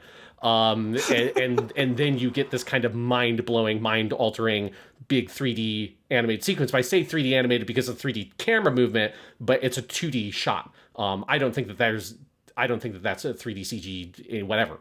I think that is just Ishidate Taichi sitting down with a lot of paper and being I can tell there's some 3D, because sometimes you can see the buildings as separately rendered. It's you have to kind of go close, but no, once you get down to the people and the slow-mo effect, there's definitely some elaborate digital compositing going on there, but no, those are hand-drawn elements. And it is, it's and again, it's that blend that you were talking about earlier, where it's really hard to tell what is you're looking at, like what is it? But no, you're totally right. Yeah, and that's just sort of sets the tone for the whole thing, where you're like, you never know what's going to happen, exactly what this show is going to give you. And really, the whole first episode is like this, because the first episode, I remember when I originally watched it, being kind of taken off guard by how much it is then about, like, a huge section of it doesn't have anything to do with like who you think of as like the main characters, especially if you've seen the promotional material. You know that the three main people are Nagumo, Nikuta, and Wako. They're all over the posters. When you pick the show on Amazon Prime or whatever, if you watch it that way, like that's the picture on there. It's like, these are the main people. Nagumo is there at the center of that big shot. And then you get this very long comedy bit featuring none of those people. I mean, it's Makabe, Tatewaku, and the whole thing with the mini skirt, which is a very ridiculous gag. Then you get your first Matsuri Echan sequence, which is great because it bookends with like them doing like judo throws on each other, which happens in the last episode as well. And then you get your first bit with the manga artist and his editor. Then you get the whole crazy sequence with the good guy, Ihito, who this is the first time Nagumo comes into the show, and they drop the fucking whatever the food is in his bag. It's crispy noodles, yeah. Yes, the crispy, the yakisoba. Also, one great detail I noticed on rewatch is Ihito's watching a live stream on his phone of the surprise shogi, Bikuri shogi, which you get, oh my god, that's shogi, amazing. With like the giant piece and all this shit. That's like a great little interconnected piece. So you get that whole sequence. That then comes back in with Makabe, and he's got his fucking miniskirt on under his shorts. Then you get Wako. You get Wako all on her own and her god that she has created that she worships. You get more mangaka and the editor, and then finally you get to the final bit where Nagumo comes back to Nikuta's apartment and you get Nikuta. And so there's something almost kind of disorienting about the first episode, because you get all the kind of disparate sequences that don't feel connected in any clear way. There's no focal character. Nagumo a little bit, but she's not prominently featured in those bits. Like, she's not the main point of focus in the whole yakisoba bit. It's Ihito and Makabe the chef. And so there's just this sense of disorientation I had on watching that first episode until you get to this ending piece where you come in with Nikuta, and it does give you this kind of tantalizing little moment of thematic something that it's setting up, and then you come back out to the wide shot of the city to bookend it. And it's a really fascinating first episode because it doesn't, I think, give you a clear sense of what the overall show is, of what like the plot threads are going to be. You don't yet know, is this a Nichijou? Is it something else? Like, it doesn't, on its own, that first episode almost doesn't give you enough information to kind of make that determination of what kind of show this is going to be, because I don't think there's a way to like know that yet, because the show is not definable in such a clear terms. But it's a really fascinating first episode because it has to do this delicate job of setting up, here are all these threads, here's all these people, here's what the city is like, but there's no way for an audience to be able to actually wrap their head around that. You're just giving them lots of individual pieces of information that you are, as an audience, are not going to be able to fully congeal together into something that makes sense to you until you get to the end of episode 5. Because I think that whole opening stretch of the show leading to episode 5 is about giving you all these threads of all these different people and the weird lives they live. And you start to get a little bit more information about mostly Nagumo's kind of crew, but you're still not sure how it all ties together until episode 5 does that for you. But it's just a crazy intro to the show that does not give you, I think, a clear kind of terra firma to stand on.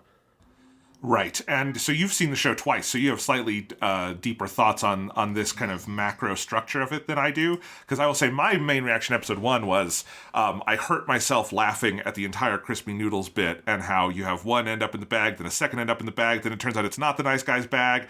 Oh my God. But no, I do agree with this part of the build to episode 5, which is where you fundamentally realize what city is. And in part, what you realize is that in any other show, episode 5 would be the finale. Episode 5 is your grand finale where everyone comes together. It is the most elaborate piece of production in the entire show. Like, there's other very, very elaborate things they do, but I think we can agree there's nothing as elaborate as episode 5 in the 13-episode run. But, like, that's so necessary because that's also where you see the tapestry, which is what I think Arawi as the mangaka, and then I think Ishidate and the crew at KyoAni are most interested in with this show, is the way all these pieces work together to tell something bigger. That it's never just, for instance, the Matsuri Eichan story. The Matsuri Eichan story is as powerful and fun and beautiful as it is because it exists next to the Nagumo Nichijou story, right? And it exists within the tapestry of the entire city, and all of these things work together. Yeah, absolutely. It is this very kind of delicate act of building up all these pieces because episode 2 introduces the soccer team and gets Wako intersecting with Nikura and Nagumo. That's episode 2 along with the flashback. So you start getting a little bit more of that sense of who these people are. Episode 3 has the first big adventure with the 3 main crew because they have the whole treasure hunt they have to go on that ends with them digging up this weird prop skull that Nikura then hurls into fucking space, and then an astronaut gently nudges it back to Earth, which is one of my favorite bits in the whole show. But that's also the one that you get the first big classroom episode that happens there.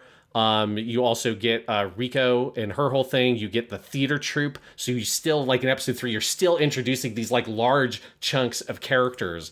And then episode 4 and 5 are almost a pair because episode 4 has one of the most interesting narrative structures of any episode where it's got this whole framing device of this intersection in the streets. So you get at the end of each bit, when you get your logo of city that they use to kind of bookend each section, that has a street section superimposed on it where one of the characters from the previous bit is leaving and a new character is running into the intersection.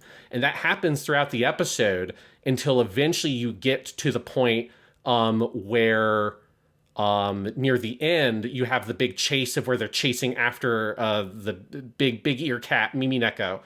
Because it has the locket, and you get the chapter that is called Human Crossing, where you have all the characters intersect at the actual intersection, and they have to all stop and are running across, and all these crazy antics happen in this one shot just looking at this intersection that has previously only been featured in the interstitial pieces. And then that's when Nagumo ultimately gets kidnapped with the to be continued to episode 5. So it's that progression of 1, 2, 3 to 4 of where you're getting all of these individual bits, getting kind of clusters of characters brought together, and introducing lots of new characters in each episode until episode 4, where you start to build the literal intersections, but they're these intersections where nobody really truly meets. They're all passing each other. And that being your setup for episode 5, which is then we dive into, which is about everybody coming together as one great mass, as one true community. But that progression, it's so smart and it's so thoughtfully pieced together as this kind of opening gambit of the show, where I think still by episode 4, I remember feeling like I still didn't have a great grounding in exactly what the fuck is this show. It's the show isn't quite Nichijou, but at that point I would not have been able to articulate what is it about the show that feels different than Nichijou. There was just something about it, it's not giving me quite the Nichijou vibes. It's still very funny, it's still very good, but there's something else here. And it's not until episode 5 when all of these pieces come together so delicately that the mystery of the show is kind of unveiled for the first time. Right. And, if the show had wanted to be Nichijou 2, absolutely no one would have complained about that, because Nichijou is great, and we all love it. It wasn't even my favorite KyoAni show. I don't think I loved it quite as much as you did, and I would happily watch Nichijou, 26 more episodes of Nichijou. It's great. But, I do think it's signaling in all sorts of subtle ways that it is not Nichijou 2, as much as there is the DNA. And I agree, Sean. I think for me, I loved it from the very beginning, but I do think that episode 4 and 5 pair. Episode 4 is where I really sat up. It's actually 4 is where I started taking detailed notes for myself. And I think it is that exact structure you're talking about. It's where you start to feel like, oh, the connections here are really dense. And then I remember that evening when I was watching episode 4, I was not in... I think I had watched 3 and 4, and I was planning to do like 2 that night, and then move on and work on something else that evening, because I didn't know episode 5 was coming. But the way 4 ends, there's absolutely no way I'm not going to watch episode 5, because it's suddenly this show that was very much not a to-be-continued show has a literal to-be-continued, and our main character has just been, like, chained into a car by a madman who's like Alfred from Batman if he was insane. And it's like, okay, what the fuck is going on here? And then the sky opens, and episode 5 reveals what you've been watching all along, which is the most densely, intelligently structured avant-garde comedy anime of all time. Yes, absolutely. Because let's just get it, because I feel like we just have to get to the meat of episode 5 to be able to really talk about anything else in City. So it's like one thing that's fantastic is, that episode one, it does start off in a way to like sort of signal to you, okay, so shit's going down, because this is where right at the beginning you have the crazy diorama and the fucking towers, which I hope are just made out of like a cardboard like paper tube, from like leftover from like used paper towels. They've got the right shape and stuff. Yeah. But they like are rising up out of the ground. You get these great blendings of this like physical diorama and people animate on top of it. You have what is one of the most impressive shots in the whole show, but one that I was not able to, there's no GIF of it on the Sakagaboru website, because most of the shot is not 2D animation. It's mostly the diorama. But you have this incredible shot in that opening where Nagamo puts her face on the glass to look out the window. And so you go from a totally 2D animated hallway to the camera pulling out to the diorama to seeing her animated inside the window of this diorama, and then a big 3D camera movement around the towers, where part of that camera movement reveals the little toy on the side that is supposed to be Wako because she's climbing it. They also animate elements like birds flying in front of it. It does a full 360 around the whole diorama and then comes back into that window, zooming back in and seamlessly transitioning back to a 2D animated shot, and it's one full one-er. And you're just like, what the fuck? Yes. Like, goddamn, that's a hell of a fucking sequence. Well, and this also inaugurates something that I think is true throughout episode 5. It's most deeply felt on this shot and at the big shot at the end where you have all the bubbles that are coming together and like melding over one another, which is this mix of fundamentally what you're looking at is intensely analog. It's either hand-drawn animation, like Nagamo inside the tower, or the tower itself, which, as you say, could just be a paper towel with, like, some green wrapping paper, or some gold wrapping paper on it. But, like, okay, so you and a little, like, figurine hanging on the edge. So everything you're looking at is analog.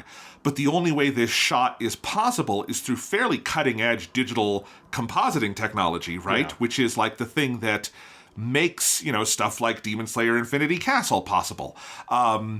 But it's being used to highlight this analog work.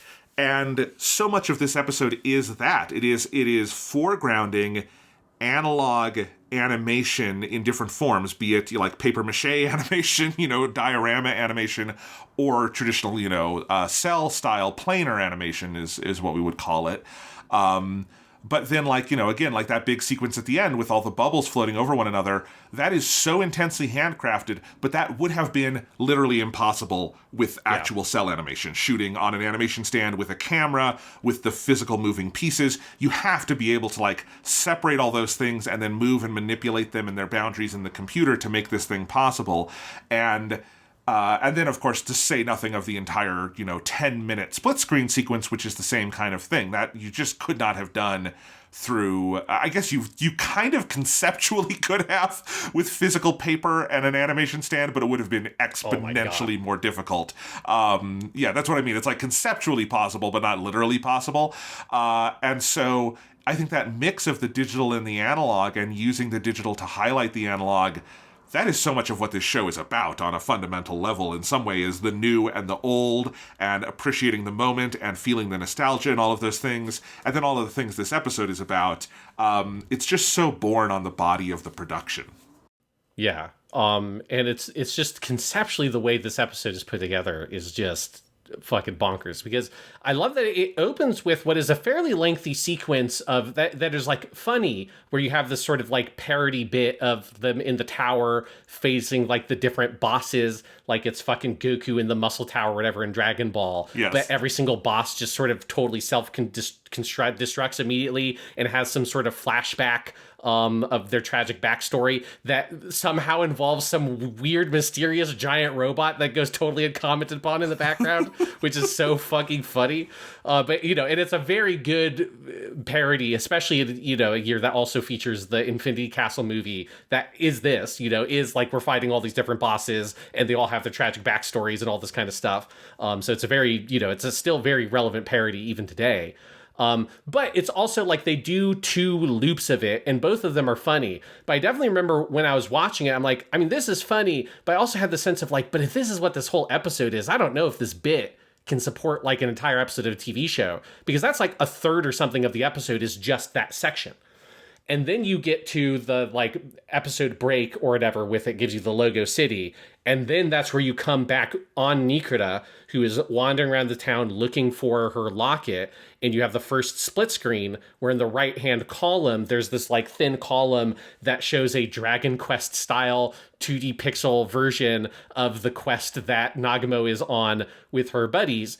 And complete with like little combat sequences where the fucking animals from the Tekaridake theater troupe, like fighting monkeys, show up and they have to fight them turn-based style. You've got the little analog video 1 green text in the top right, which is, you know, very great. You know, obviously it's playing on your nostalgia. And so all of that's happening in this weird right-hand column while you have this whole other complete city skit that is happening in the main screen with Nichijou and her running into Matsuri and Eichan. So you have this like intersection of 2 like well-developed sections of the show that have not crossed yet, which is Matsuri and Eichan, who have had a bit in every single episode, and then Nichijou, who has had a bit in every episode, and now their paths cross, and you're like dealing with this whole thing, and the fucking demons pop up again, but this time you have the reverse centaur, where the human part is just the fucking human leg sticking up out of the horse body ass first, which is just an incredible visual gag.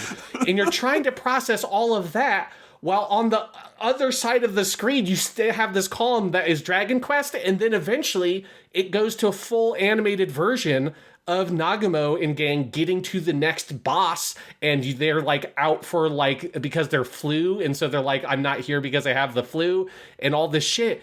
And you're like, it's crazy, like how immediately just like mind-breaking it is that you're given a full featured big skit that is as like full chested as any skit that you've seen in City, but you also have this weird Dragon Quest thing that at first you're like, oh, that's funny, but you kind of tune out, and eventually the Dragon Quest thing turns into a different, separate, fully animated traditional City bit, and they're happening at the same time.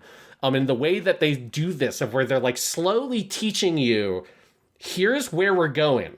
Like the way they like tease it out, there's a little column, but it's something that's not going to give you a lot of information. Okay, now it's going to give you more visual information.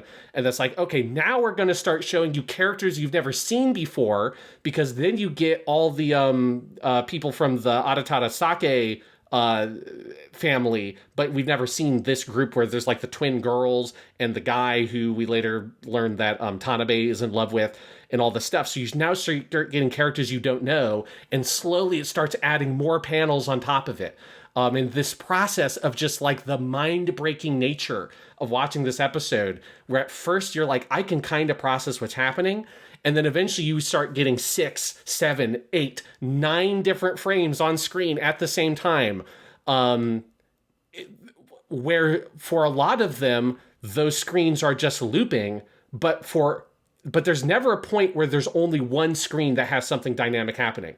There's always at least 2 or 3 that have something dynamic occurring. And then eventually they get at a point where most screens have something new that's happening, that there isn't looping information. There's like full original animation that's happening of different people crossing paths, coming together, ending up at the Tanabe mansion. But the way in which they sort of slowly build this up and make it more complicated until you just have to like give up and just sort of like, you have to let yourself go and just let it wash over you, because it's such an assault on the senses, and that flow of you thinking you kind of can get a handle on it, and then it gets out of your control. You think you got a handle on it again, and then it gets out of your control because even more happens.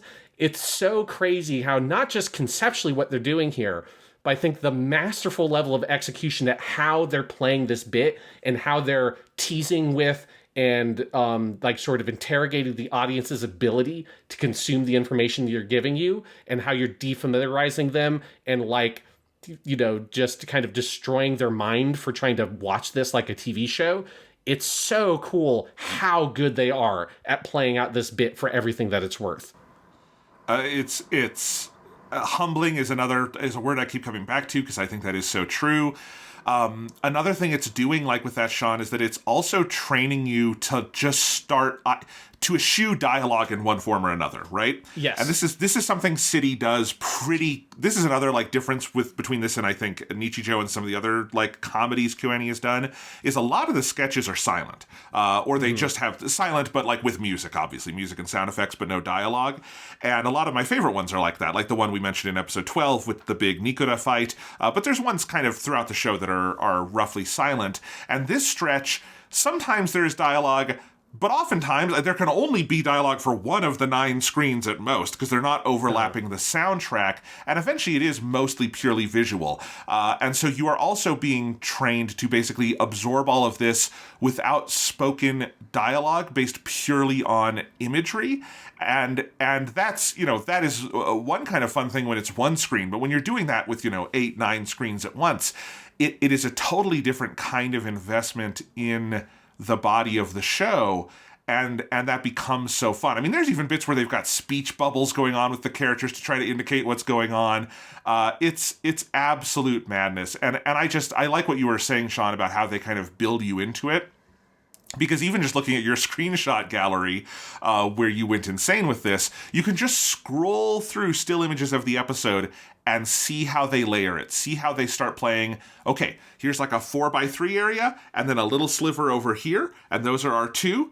Oh, but now one sliver is on top, and we've got 2 horizontal areas, one thicker, one thinner.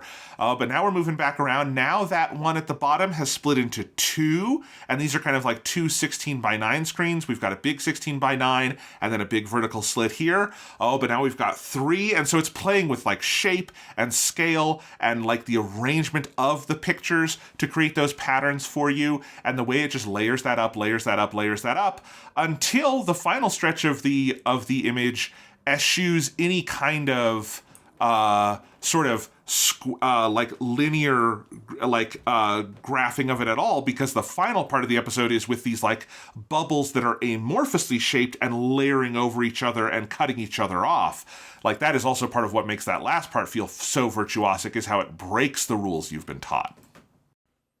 Yes, absolutely. Like it's the way in which like they keep evolving it. You know, it's not satisfied to just be this one conceptual idea of we're going to do a split screen effect. It's like, how far can we push it, and how much can we do with the split screen effect? Obviously, to also ultimately achieve like a bigger thematic purpose, of which we could get to in a second. But there's just like a couple of like specific moments that I want to shout out that are just like mind blowing. Like there's one, I don't know how to point the screenshot to you, the gallery, Jonathan, because it's like even checking screenshots of this shit is also mind breaking to try to look at.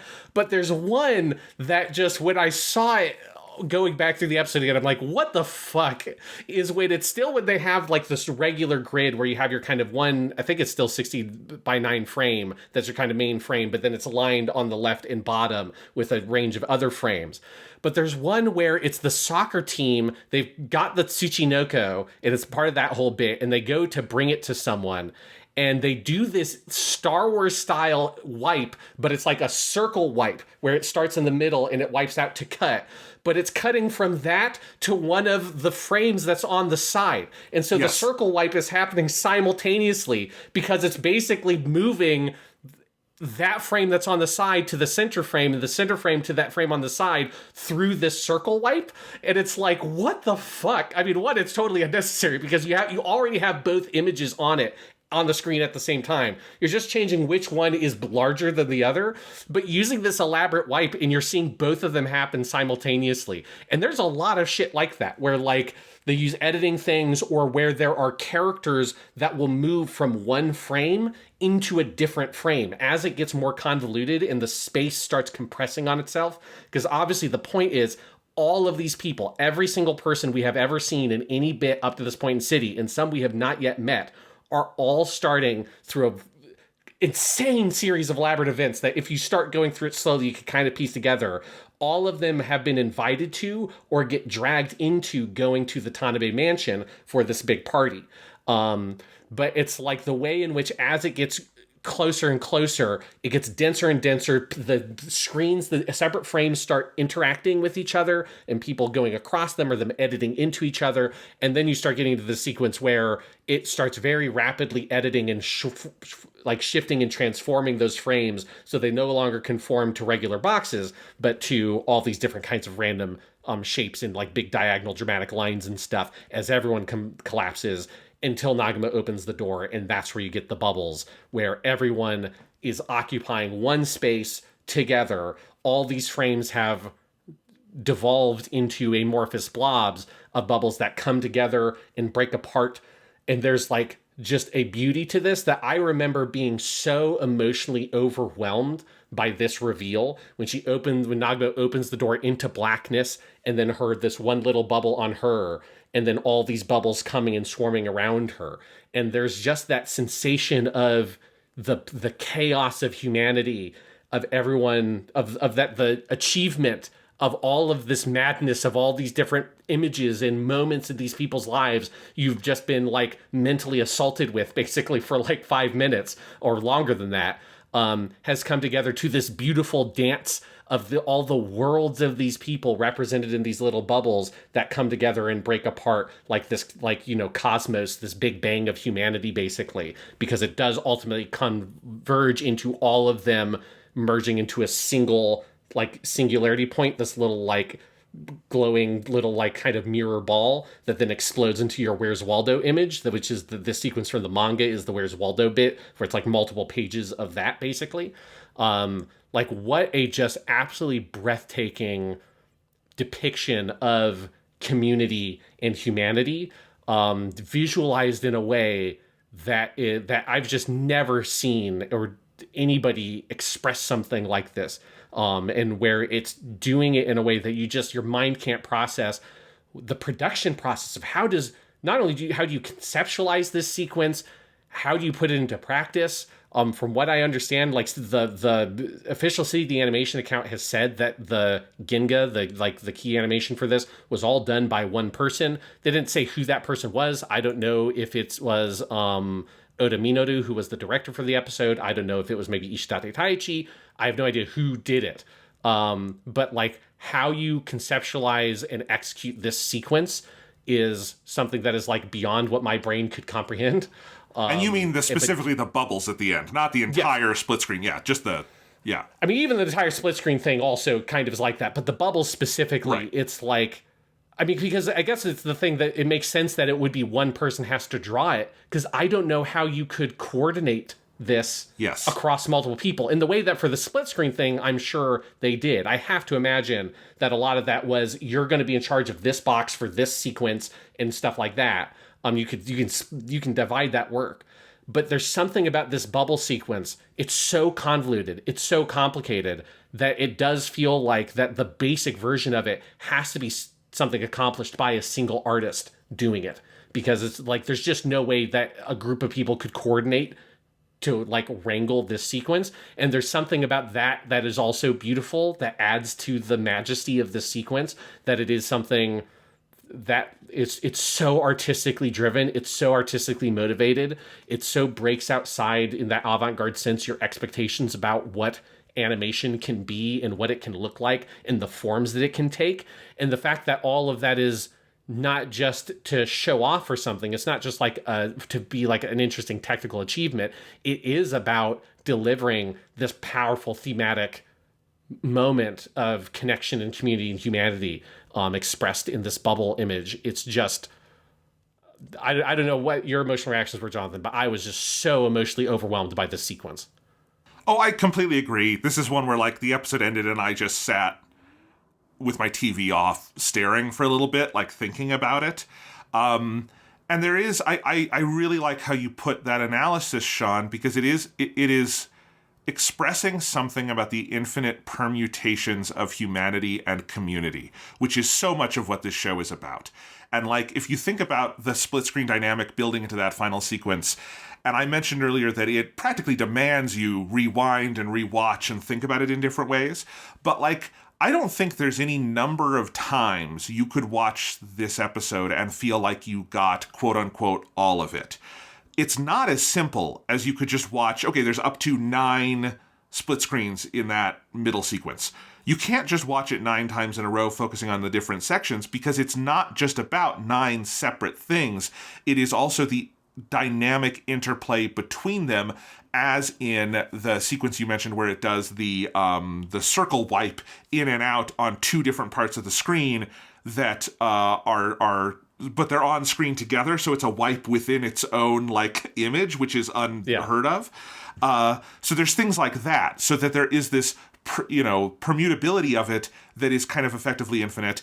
And then by the time you get to the bubble sequence, which is an 83-second cut on Sakaguboru, that is all of those pieces layering over each other and coming in and out, and characters are coming in and out of each other's bubbles, and it is one contiguous space being imaged through 20 or 30 non-contiguous shifting shapes on screen that are layering over one another. The effect of all of that is that there are kind of infinite numbers of things you could focus on in any watch through of the episode, and I don't think any human being would be capable of watching it and always focusing on one thing throughout, because it's going to be affected by just where your eye is trained at any specific moment. Like, obviously, in a formal art sense, the thing this most would draw from, and this would also come in an avant-garde tradition, is like a multi-screen installation project, which can be incredibly cool things to see. And I've been lucky enough to experience some of these at different universities I've worked at, and seeing what, like, MFA students are working on. But you can also, like, go to museums and see projects like this, where you'll have someone set up multiple screens and have multiple things playing, and it is about exploring a physical 3D space where you can't just sit and watch one thing on a loop. It's the way those images are playing on multiple screens at once that can be the dynamic interplay. This is the closest I've seen a contiguous piece of television, a 25-minute episode or a movie or anything that is technically a single screen project, capture something like that. And it's because through the complexity of what it's doing, it gets that effect of, oh, anytime I watch this, it's going to be a new thing, because the secret ingredient is you. It is the audience member. It is the person whose eyeballs are roaming over this thing, and it is made in such a way that no 2 people's set of eyeballs at the same time are going to be focusing on the same things at once. And I think that's part of, like, what creates that emotional reaction you're having, Sean, is it hits you with this sense of something so much bigger than an individual image, an individual episode of TV, an individual film. It hits you with this feeling of life and community and unpredictability and contingency, which is so much of what this show is about. Yeah, absolutely. Because I do think I like how you're kind of laying some of that out there, that there's like an almost like mathematical thing here of the increasing level of complexity of the way in which the split screens interact with each other. It's like, the mathematical fact that every time you shuffle a deck of cards, it's a near mathematical certainty that there has never been a deck of cards, a full 52 deck of cards, that has ever been in that exact order in the history of humanity. I don't care how many times you shuffle that deck of cards. It will never, because it's a 52 factorial, 52 with an exclamation point. That is a number too big. There's so many different possible combinations of all these things that it may seem like, well, it's just 52 cards. Like, how could that be possible? But if you lay out the math of it, like, there's so many combinations of things of ways it could be ordered. It's always unique. Every deck of cards is always unique anytime it's been shuffled. And it kind of hits on that sense of, like, the complexity of these individual elements, and how each individual element on its own is something that your mind can comprehend. When you watch just one bit that is with Nikura and she's, grappling with her like literal demons, you can understand that and watch it and have fun and laugh. And maybe you can kind of do 2, although even just 2 starts to just kind of melt your brain a little bit. And then as soon as you start laying on 3, 4, 5, 6, 7, 8, well, you kind of can get used to it because your brain starts dismissing all the parts you don't want to watch, and you're just focusing on the one that you do want to watch. Eventually, you can't even do that because none of those individual pieces exist on their own. They all start interacting with each other in different ways. Like, there is no way to just focus on one part of that split screen for very long because it always devolves. It always breaks down into something else because none of those pieces exist truly independently. And so the way in which it kind of forces your brain to recognize that when you're looking at this mass of individual elements, that all of these are on their own. They're all separate screens. They're separate people. They're separate moments. Your brain can't comprehend it because you're partitioning them off into their own worlds, and you can't process those multiple worlds at one time. And it kind of like teaches, it like beats you down with that lesson. It's like almost a brutal watch experience on the first time through because it's like the only other TV show I've ever watched that gave me a similar kind of feeling is sections of like Twin Peaks: The Return that are so intense with like how long they hold on a shot or something like that, that it's almost like aggressive in the way in which it is giving you something so outside the norm of your viewing experience. After it gives you that, then it gives you the amorphous blobs, which is something that your brain can start to comprehend. That once those worlds start becoming less defined, you can take in all of them. You can take in all those people and all those moments and start to appreciate it, but it's still complicated because they're layering over each other. You can only get dialogue from one piece at a time and stuff like that, and they do have like bubbles coming through to hear the dialogue from one bubble, and that fades, and then another bubble comes and you hear the people from that one. But as soon as those boundaries become fluid, your brain starts to be able to comprehend them. And then once it all collapses into one singularity, it's one big image, now your brain can bring it in. There's something about when you look at the Where's Waldo style picture, even though you can't really, it's hard for you to discern all the individual elements because there's so much detail, because it's presented to you in one frame, in one understanding, in one conceptualization of the world and what it is. You're comfortable with it, and there's a comfort at all of it coming together again into one singular big frame. And I think and that's what its message is about what community is, that the individual elements, when interpreted on their own, the individual people when interpreted on their own, are chaos, and they can't be like reasoned with, they can't be like wrangled together. It's not until you think of it as one thing, as one community, one ecosystem, one larger object that is made up of disparate individual components, only then can you understand what family and community and these things are. It is one whole. It is not separate elements. And just the way that is artistically delivered, by brutally defamiliarizing yourself with what you expect TV shows to be, giving you something totally radical that you've never seen before with the bubble thing, and then giving you something that is like comfortingly familiar, this Where's Waldo style, big panoramic kind of image of all the people together in one space.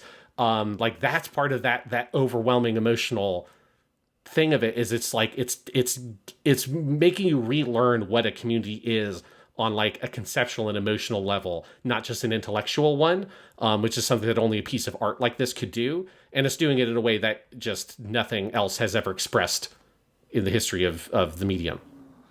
I think obviously the thing I pulled for and I wrote in my notes is the Endless Eight. I said, this is the most experimental thing KyoAni has done since Endless Eight, and it is. But what's funny is that it almost feels like an interesting response to Endless Eight, in that Endless Eight from Haruhi is a defamiliarizing process with the idea kind of narrative and of visual storytelling, but it is a durational defamiliarizing over 8 half hours, right? It is about spending time with a story until you stop seeing it as a linear, moving cause and effect story and you see it as something else.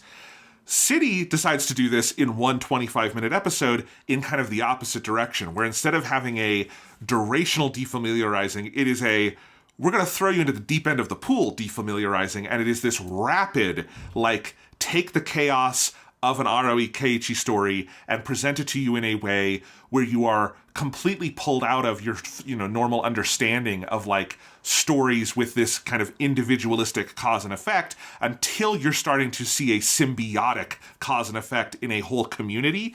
And it's exactly what you're describing. And I think it is, you could write, I think, a very good dissertation about 9 episodes from KyoAni, the Endless Eight and this one, and kind of these opposite ends of the spectrum of defamiliarizing avant-garde commercial anime. And it's fascinating.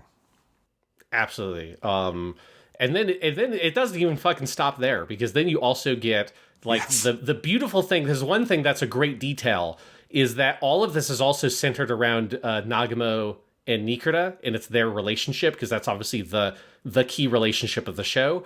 Because the thing that causes the singularity where all the bubbles collapse is when Nikita starts to approach Nagumo.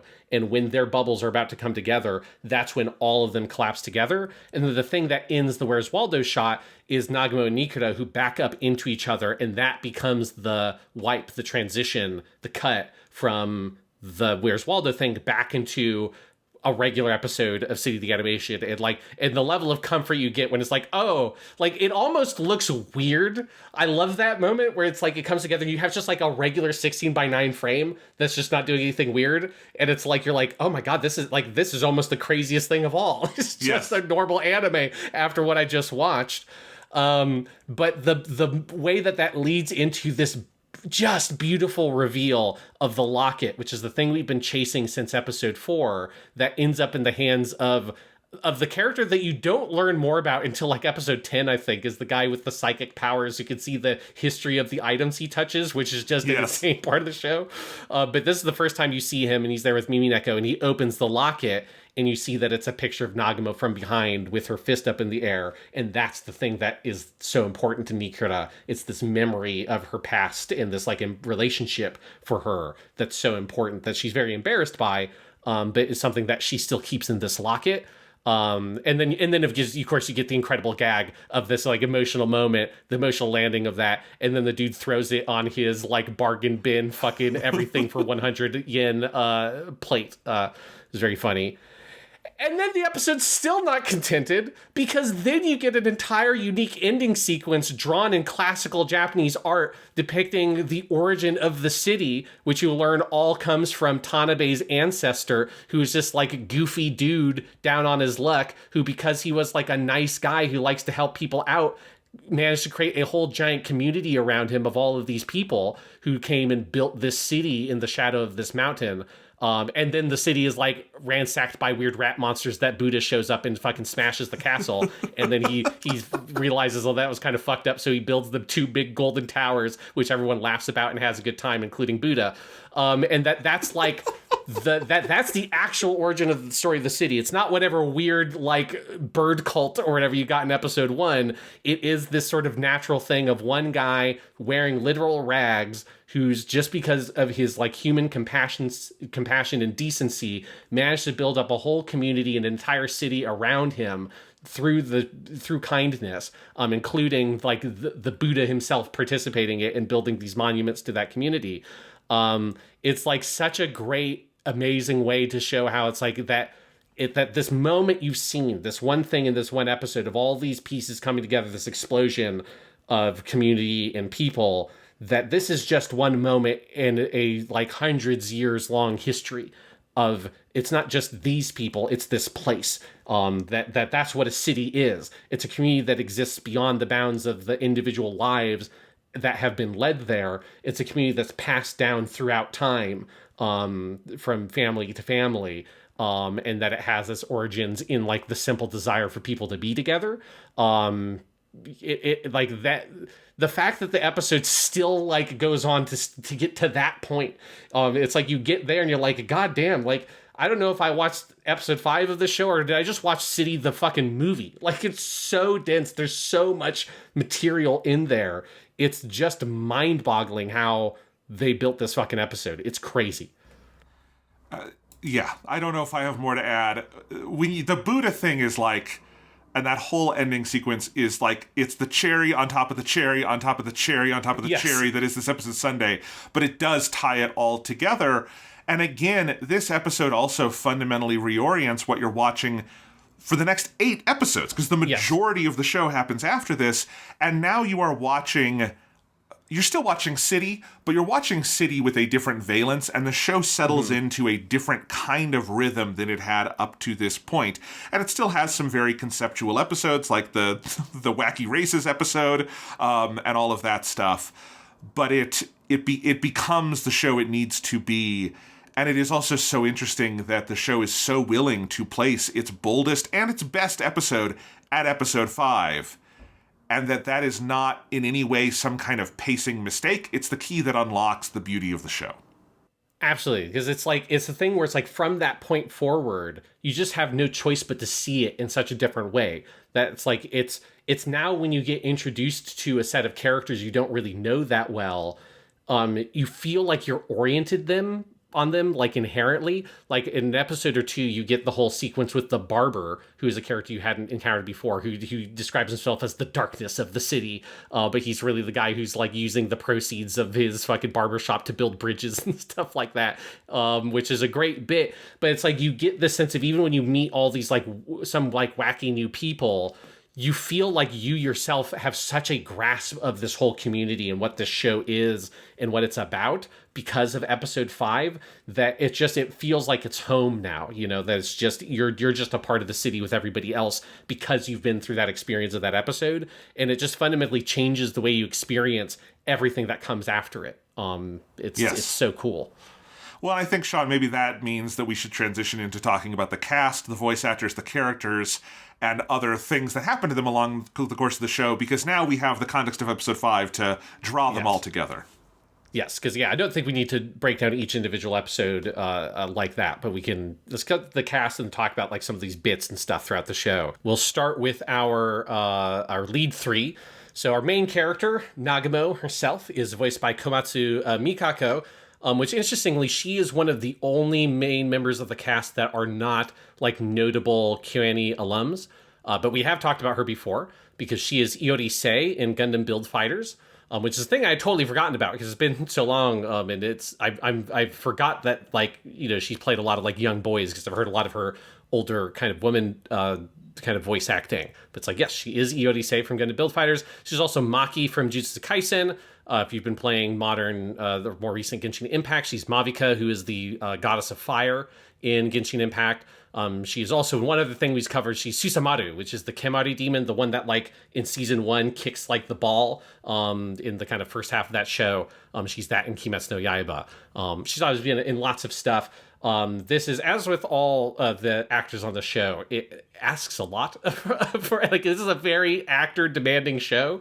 And there's some stuff, especially the second half, with all the fucking YouTube channel shit that they do, where she has to, like, be embarrassed in the noises she makes when she has to be embarrassed and all that kind of stuff. Like, it's such a great performance. I mean, it's true of everybody. Everyone's just at the top of their game.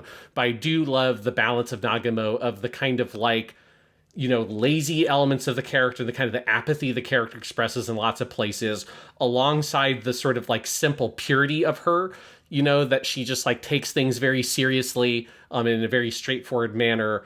But she is, like, very human and very grounded. And when you put her in a weird cat costume and make her say "gunts," she's gonna just be emotionally devastated by that experience. Yes. It's funny, the thing I did recognize her from was Iori from Gundam Build Fighters, because she's in sometimes a fairly similar register because of Nagamo's kind of tomboyish voice she'll kind of do, kind of gets into that same register as, like, a young boy voice. But it's such a great performance, because I don't think I'd heard her in a purely comedic context before. Not that City is, like, purely comedic, but that is especially for Nagamo, that is the primary register she is in. And man, it's a hell of a performance. It's a heck of a character. Just that this is, because she is kind of roughly our protagonist, as much as you can have in a very ensemble-focused show like this. And the interesting thing is, as we learn in the backstory with Nikura, is that she is this weird underachieving slacker. She was once like the golden child of her school, and now she kind of works odd jobs, and she doesn't seem to have many ambitions. And I think you could read between the lines and say she's maybe even going through something of an existential crisis or slightly depressive episode in places, in not knowing what she wants to do with her life, which is why when the final episode opens with a completely non-comedic scene between her and Nikura, and Nagumo finally admits, I think I've learned every day can be fun, I found a tear running down my cheek. And it's like, how can a character who is so purely zany for so much of this show get that out of me? Oh, that's the magic of City right there. Absolutely, yeah. It's a great character, great performance. But if I had to identify an MVP of the show in terms of vocal performance, it would be this next actress, which is a classic KyoAni actor. It's Toyosaki Aki, who is Nikura. We would know her best as Yui from K-On! She's obviously in a shit ton of stuff. She's Navia in Genshin Impact. Basically everyone in this cast has been in Genshin Impact. Just like listed out. She's also Union in Konosuba would be another recent comedic role she's had. She's in lots and lots of stuff. Every time, just you guys don't know this as the listeners, but every time Toyosaki Aki comes up on this podcast, which is very frequently, Sean writes Yui with, I believe, 10 exclamation points. Yes. Because it's not Yui, it's Yui! Yes, I do that for all KyoAni actresses. Whenever they are in something, I put in the notes when we go over what they were in before. I always put their KyoAni roles with a bunch of exclamation points because it's well deserved. And Nikura, this is just holy shit. What they ask her to do in this show is unbelievable. And it's epitomized in episode 2, where you get what is, I think, undoubtedly the funniest bit in the whole show, which is her and all the different demons, and all of them are voiced by her in one fucking go through. And she has to keep coming up with more weird voices for all these weird ass demons, including the cuttlefish demon and stuff like that. Or the weird medieval Renaissance art demon who's the lion-headed dude talks like this. It's like, I'm the Baron of Hell. Hi. It's just, my favorite being the stupid demon, though, who is the one who she's thinking about picking up a 100 yen coin, and he's like, yes, let's steal that. We can use it to buy a land and build ourselves a house. It's like, okay, yeah, it's great demon. Yeah, I'll buy some land and build a house with $1. Thanks.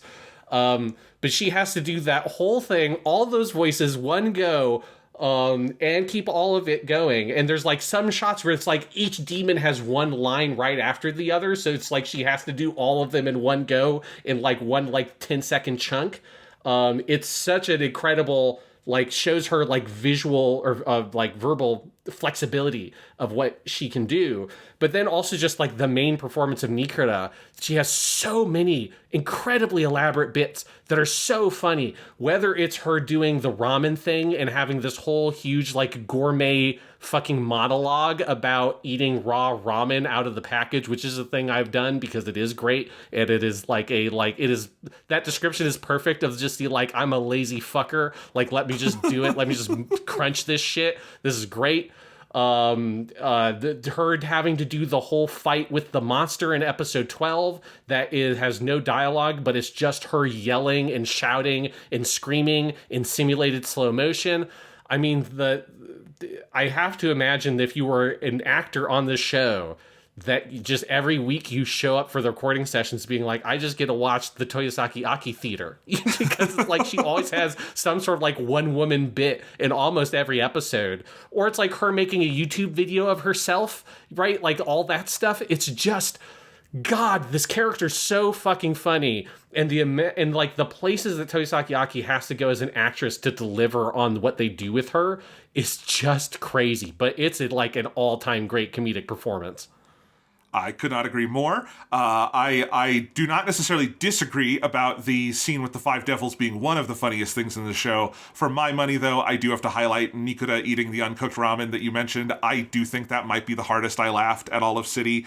And it goes on so long. The animation is so elaborate, but it is mostly driven by this long, dense monologue that they have Toyosaki Aki give about eating the uncooked ramen and being a little, trash panda going in and eating this, and like and it's so sinful, and then you get the flavor packet out and you put that on there, and just like every step of it along the way, that scene killed me. And that is maybe more than any scene just driven by the voice acting. Like, the animation is very good and important there, but it doesn't land as hard as just listening to Toyosaki Aki do the voice. But yeah, there's so many scenes we could highlight that is just her being the show for a couple of minutes. Yeah, it's crazy. And that specific scene with all the ramen stuff, like, there's just some line reads. Like, there's one, I forget exactly what the line is, but it is her saying something like the equivalent of, like, and it's like sinful proportions. And the word proportion is in English, and she like rolls the R so hard. Proportion. Yes. It's like the way she does it. I like had to rewind that bit multiple times because it's such a satisfying, like, just how in love she is with this ramen in this whole experience. And the episode that had that was the one that she was the person on the cast commentary, which was great. And she talked about during that bit that, like, her whole inspiration for how she read the monologue was her trying to do, like, not an impression, but her trying to pull pieces of things from like big star, like, veteran voice actors. Like, the one she specifically shouted out was Hochu Otsuka, who is the narrator on this show, reprising his role as the narrator of Love, Chunibyo, and Other Delusions. I like to assume that it's the same narrator. But, you know, Hochu Otsuka, who's like Jiraiya in Naruto, et cetera, who has like that very, like, a great, like, incredible voice. He's like Urokodaki-san in Kimetsu no Yaiba and stuff like that. And her being like pulling stuff from him, pulling stuff from like Koyasu-san. I feel like, you know, rolling the R is probably a little bit of a nod to Wakamoto Norio. That she's like looking at these sort of like old school veteran, like super kind of deep voice actors that have that sort of very slow and just luscious way of like saying words, and she's pulling in elements of that and kind of doing her own take on it. And the way she explained it was just so cool. And if you listen to that bit again, thinking about that, especially the Hochu Otsuka connection, you can hear her adopt some of those kind of like vocal tendencies that some of those actors have. And there's just something fun about having a woman who's in, I think, her late 30s or maybe very early 40s. She's like, 38. Taking on the affectations of these like 60-year-old actor, like veteran voice actors, and just adding that flavor there. It's really good. Yeah, we love Toyosaki Aki. While I was looking some stuff up with her, I did see there was news in August. Her husband passed away very suddenly. He must have been very young. She's only 38, and so she's been limiting some of her, like, press events since then. And just sending, not that she's going to hear this podcast, but sending all our love her way because, you know, she has brought so much joy into the world, and I'm so sad to hear that happened to her and her husband, and I hope she's doing okay because she's just one of the greats. Yes, it was that very, very sad, because it happened over the summer, then it was announced in August. So that's Nikita. Our third member of that kind of main trio is Ishikawa Yui as Izumi Wako. We had another KyoAni vet because she is, of course, Violet Evergarden in Violet Evergarden, along with a million other things like 2B and Nier Automata. But Ishikawa Yui is just incredible in her.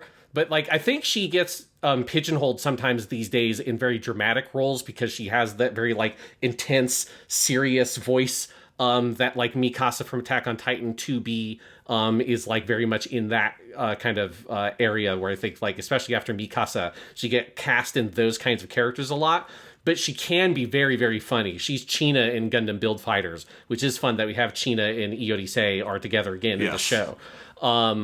And so it's like, it's nice to see her in another like big crazy comedy because she's done some of those and she can be very funny. And Wako's great because it's just such an unhinged character. And Ishikawa Yui brings this just kind of delirious madness almost to her. There's something about that laugh that this character has, this like full-bellied ah ha ha ha ha laugh that she has, that you get those moments, especially in the fucking Wacky Races episode where everything is blowing up in the big oneer at the end of that episode. That's just crazy. There's explosions going off and shit, and in the background you just hear Wako cackling, and it cuts through like this incredibly dense sound mix so piercingly, where it's like, I feel like you hear that laugh and it's like a triangle in a fucking symphony orchestra. Like, I don't care what the fuck else is going on in the audio. Like, if that laugh happens, it cuts through everything. It's so powerful. And I just love this character that's so unfazed by anything she encounters other than the Bonjour Samurais, which we need to talk about that bit at some point, which is amazing. That's the only thing that can phase Wako. But everything else is she just takes in stride. And I do just love that laugh is just, it will haunt you, but it also lift you up. I love that the entire, like, Nikura and Nagumo are friends with a long history. Wako just winds up with them because Nikura and Nagumo want to enter the photography contest. They see that Wako is the person who keeps winning it. They want to learn from Wako, and Wako has absolutely nothing to teach them because she has attained enlightenment, and you can't teach that, right? And Wako is basically a walking Buddha through this world, and is great. And yes, hearing Ishikawa Yui do this is wonderful. I love that Ishidate Taichi in subsequent productions went from having her as Violet Evergarden to having her as Izumi Wako. Shows he's a real one, knows what he's doing with his voice actors. And man, yeah, she's tremendous here. Yeah, and so many good Wako bits throughout the show. But I particularly love, there's just something about early on as she just gets kind of jumped into the group and starts hanging out in their closet and stuff, and is wearing silly costumes. She's in a penguin costume at one point. She's in her dinosaur pajamas. Just a delightful character. Yes, I love when there's the whole bit late in the show where they have like the shooting stars that they're making wishes on, and all of them are praying, but she has her hand in like the ninja pose. Yes. And she's just standing there. There's just lots of little tiny bits with that character that are like that are very funny. Yes. Before we move on, I didn't see this character listed elsewhere, so I just want to mention her. Izumi's little sister, Riko. Oh, yes. She's not on your list. My other favorite like comedy bit in City involves Izumi Riko, so I just wanted to mention it really quick, because Riko, that whole bit is that she is the really quiet one who's always like falling asleep, is kind of the joke. And there's a bit in episode 3 where Riko keeps like walking and tripping and she sees her life flash before her eyes. It's a completely silent bit. So like there's no voice actors involved here, but you see like it'll go back to her childhood and it's just kind of a funny thing. It happens once, it happens twice. But then the end of the bit is she's got takoyaki, which is the little Japanese squid balls, and she trips and drops the takoyaki, but instead of cutting to what we expect, which is Riko's life flashing before her eyes, we see a little squid family, and like the squid who became the takoyaki and its life flashing before its eyes, and that broke me. That is like, if I could point to anything that I have ever seen that describes my stupid ass sense of humor, it has to be that scene from episode 3 of City, and Riko, the life before her eyes into a whole scene with a bunch of squid seeing their life. Oh my god, that scene just fucking slayed me, Sean. Yes, it's very funny. I do have to inform you, Jonathan, that you're making lots of very racist comments because they're octopuses, not squids. I'm sorry. Things. I hear taco and I think, okay, do they make that distinction in the Japanese language, or is that an us thing? Okay, they do? Okay. Yeah. No, octopuses and squids are very different animals. That would be weird if they didn't make the distinction between taco is octopus, ika is squid. But it's takoyaki. It's Yes, which is octopus, which is fried octopus. Taco is octopus. Okay, so sorry, I had that reversed. I'm sorry. I was being very racist. I can't tell squids and octopuses apart. That is a me problem. I apologize to all the squids and octopuses listening. I will endeavor to do better in the future. Okay, thank you, Jonathan. I will have to upload a YouTube video that's just, my apology? My apology. None of it's capitalized. I will donate to some kind of aquatic institution that deals with both squids and octopuses. Yes, thank you very much. We're a big fan of cephalopods here on the show. It's a great, I'm looking, Sean, just go back. Okay, the octopuses, I apologize. I'm looking at, because I actually just wrote in my notes taco, so I was just doing it anyway. But yes, it is. I'm looking through it. It's like you've got the octopus in like the baby blanket in its crib. You've got it going to the park. You've got it graduating from college. You've got a scene of it like on the beach at night with like its lover. You've got it on the train. I love this so much. I'm adding some of these images from the octopus sequence, Sean, into my wallpaper gallery on my Mac, because my favorite thing in the world is when I'm setting up my computer in classes and students see brief glimpses of the crazy wallpapers I have that are mostly from different anime, and I want someone to ask me about the octopus. Yes, because it does have. I love the conclusion of that bit is like him going to the takoyaki stand, like he has his fucking resume Yes, is what he's holding on to, and he's like going to apply for a job at the takoyaki thing and get turned into takoyaki because like the implication is that he had his girlfriend, but then after graduation they broke up, maybe because he didn't have any prospects in life or something, and so he leaves on the train and she tearfully watches him go by on the train at night. Yeah, that is an incredible bit. We're talking about the Izumi Riko. There's also, because obviously the running joke with her is that everyone falls in love with her immediately. I love the one, I don't remember which episode is off the top of my head, but where the police officer, Honkan, gets shot in the heart with it, but he's already in love with Wako, and so he desperately is like trying to pull it out, and like it just keeps going, and he's like throwing them into other people to try to avoid falling in love with this girl. Like that bit is also incredibly good. So yes, I apologize for not having Izumi Riko on my cast list. It is a huge crazy cast for this show. Yes. Wakui Yu is the actress that voices her. Now that is a character that doesn't like say a lot. Because it's mostly like grunts and stuff like that. She has a couple spoken lines, but like part of the joke of the character is that she's very quiet, which might be one of the reasons why I forgot to throw her on my outline. That's okay. Another scene with that is in episode 10. You get the Izumi Riko fan club, and I just wrote in my notes, I would join that club too. And that is the bit that ends with, in my notes, I just wrote, how to even describe the outer space joke we get with Tatewaku here, which is his, like, learning about the fan club and getting rejected again. Oh my, there's a lot of good jokes where we go into space in this show for some reason. Yeah, because that's where you have it concludes with the captain of his football club is the one who's captain number one of the Izumi Riko fan club, and it ends with Tatewaku screaming out, it's like, well, it's not fair. I mean, you can't help it. I mean, she loves me, and they're all shocked, and then he turns and she's standing there, and he's like, isn't that right, Riko? And she just says, no, not at all. And he falls down, and that's where you get the fucking shooting star through space, which is his love for Riko being extinguished. And this can lead us into talking about this actor, because the actor who plays Makue Tatewaku is Irino Miyu, great actor who, as a child actor, voiced Haku in Spirited Away, which is always a fun detail. His KyoAni role is he's Shoya, the main character, in a silent voice. He's also Saji Crossroad in 00 Gundam. Always got to shout out our Gundam boys. But Tatewaku is a great character because I think early on, you have the fucking like mini skirt bit, but at that point, I don't think I realized like how big of a character he was going to be, because he's got such a kind of simple, plain character design. He doesn't look like he's supposed to be the main character of a show or one of the main characters. He looks like he's supposed to be a background dude. But like slowly over the course of the show, he is one of the funniest characters. And Irino Miyu's performance is just so fucking good.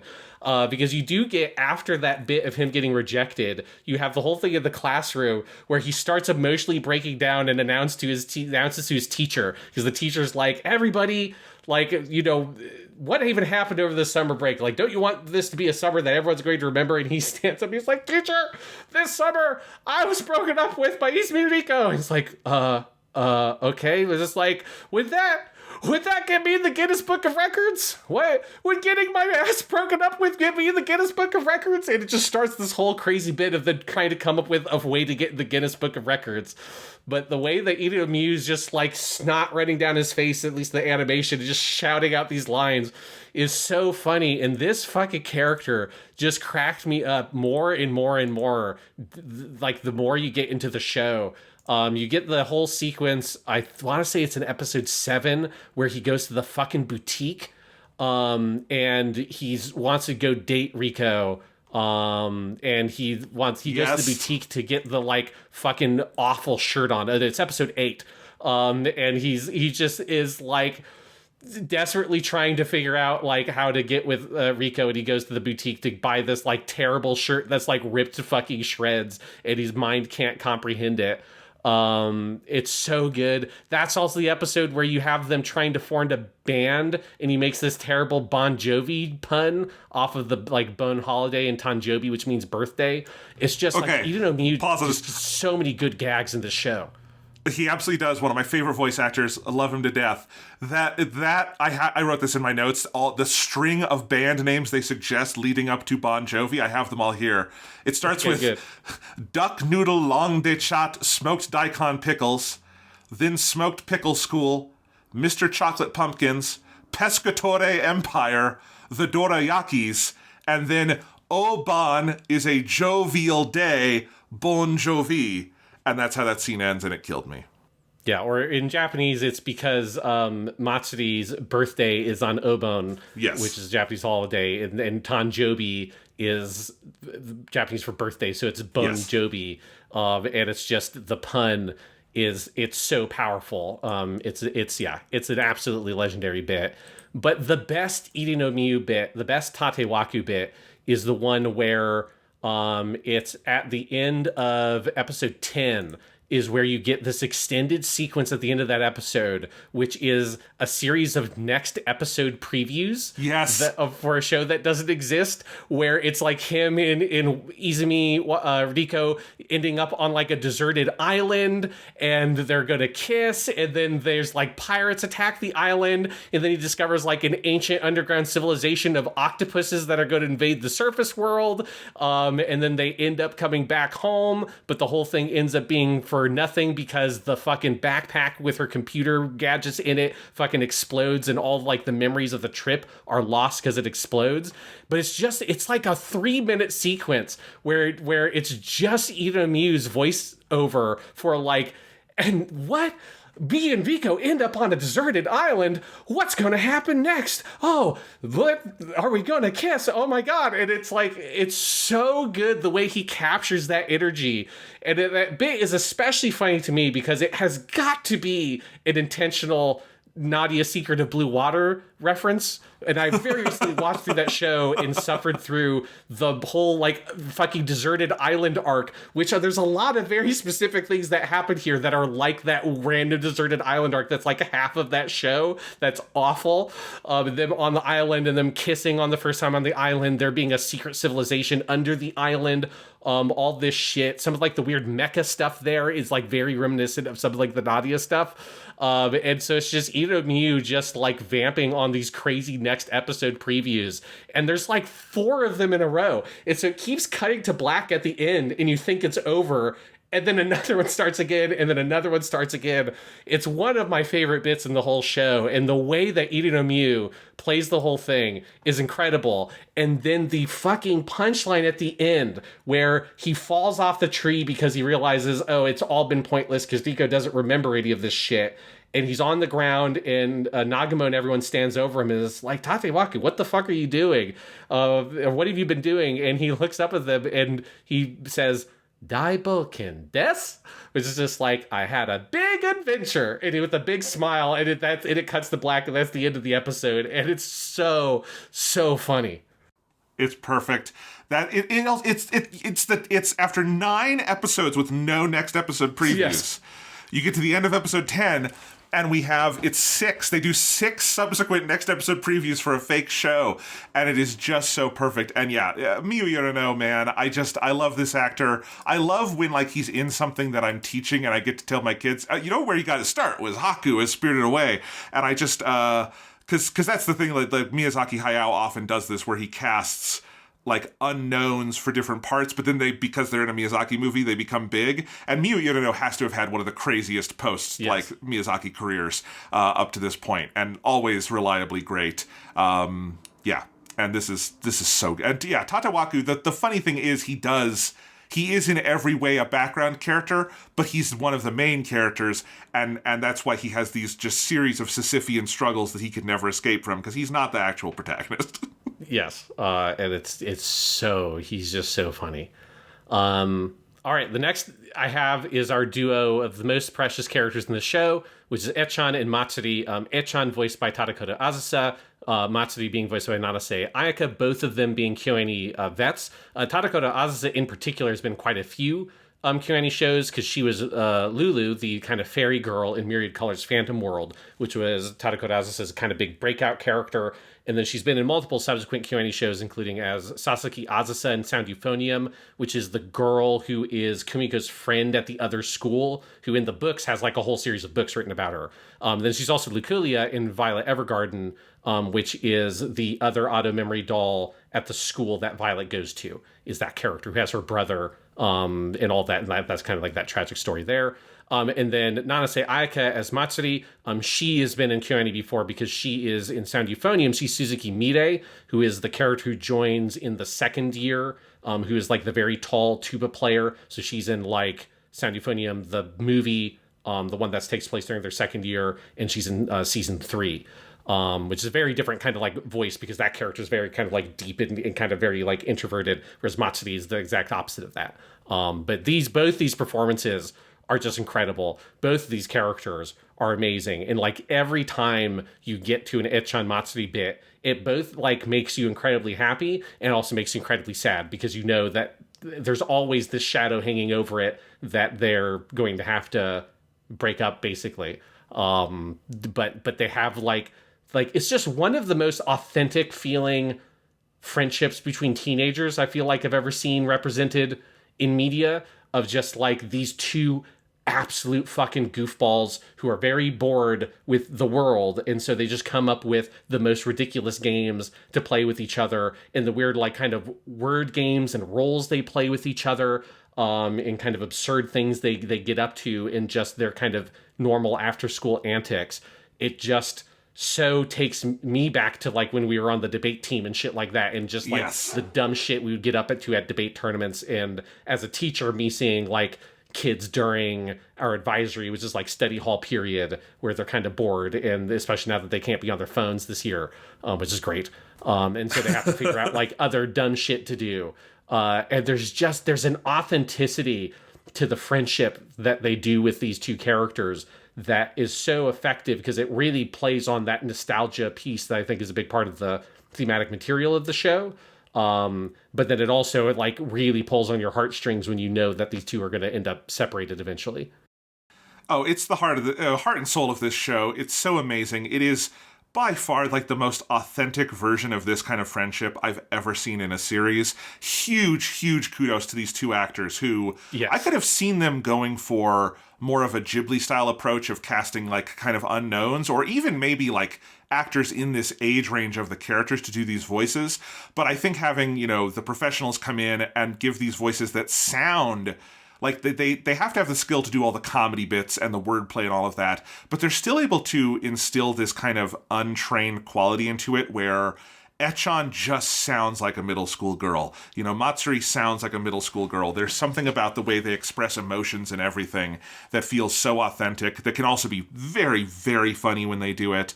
Tadako Azusa, shout out to Lulu, by the way, from Myriad Colors Phantom World, who is the subject of the wallpaper that gets the biggest laughs from my students when they see it, which is Lulu in the sky over the fireworks laughing while the main character reaches out and goes, Lulu! And I immediately saved that screenshot and made a wallpaper out of it. Neither here nor there for this, but yes, Echan and Matsuri, I love all the little games they play. I love that at the beginning they're in the go home right away club, basically is what they call it, because they don't have any clubs. They just want to leave school and get the fuck out of there, which, hey, I relate to that. Later on, when they finally confess that that Echan is going to be leaving, and you get, that is the scene where they put the pumpkin on her head, but when the pumpkin comes off, it's the tears, and they're on the river at sunset, and so it is both deeply funny and deeply sad. But then the beginning of episode 7 is when they're like, we got to make a new club. We'll be in the Non-Stop Memories Club. But then they get into it, and now they're in the No More Thinking the Same Thing Club, and they have to start thinking different things. That's just the kind of humor you get with these two, and I fucking love it all the time. It's never something where I feel like they're pouring on the schmaltz or the sentimentality with these two. Like, it is definitely, their scenes are comedy first and foremost, always, even in the very end of the show. But I think that makes the emotionality of it come through all the more powerfully, because the core of their relationship is laughing and having fun and being friends. And that is what it is to be friends with someone when you're a teenager, I think, particularly like a middle schooler.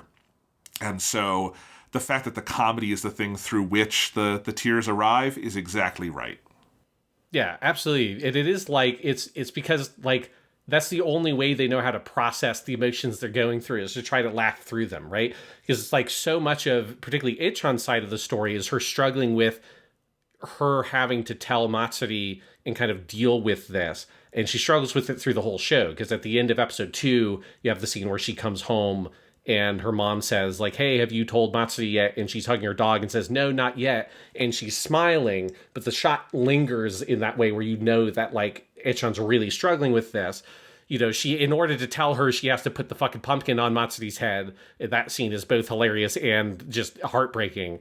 And then you get just the amazing sequence in the penultimate episode where she tries to make her goodbyes, where she goes and she runs through the whole city to all the places that they have been before. And she kind of like recreates some of their gags, but she's just on her own, and she's on like touching her desk and all the places they've been.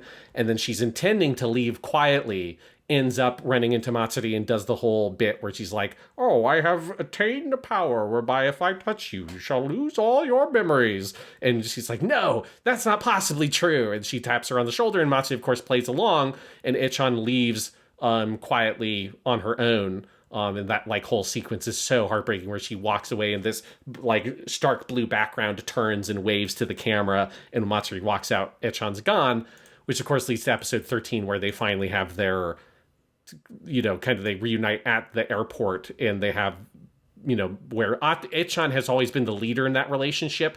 And I love the way it gets flipped, where Matsuri is the one who has to kind of take the lead at the end and be like, no, like, it's going to be sad no matter what, having to say goodbye, but wouldn't we rather meet one more time than otherwise? Reflecting the like moment in the flashback where Matsuri decides to be with Ichan, where she's talking to her friends and gives the most brutal burn to a group of friends I've ever heard, where she's like, hey, if between something that's really fun and something that's not really fun, which would you pick? And they're like, oh, of course we pick the fun thing. It's like, yeah, I know, right? And she walks up and goes over to be with Ichan, which is like, fucking Jesus, that's a brutal burn.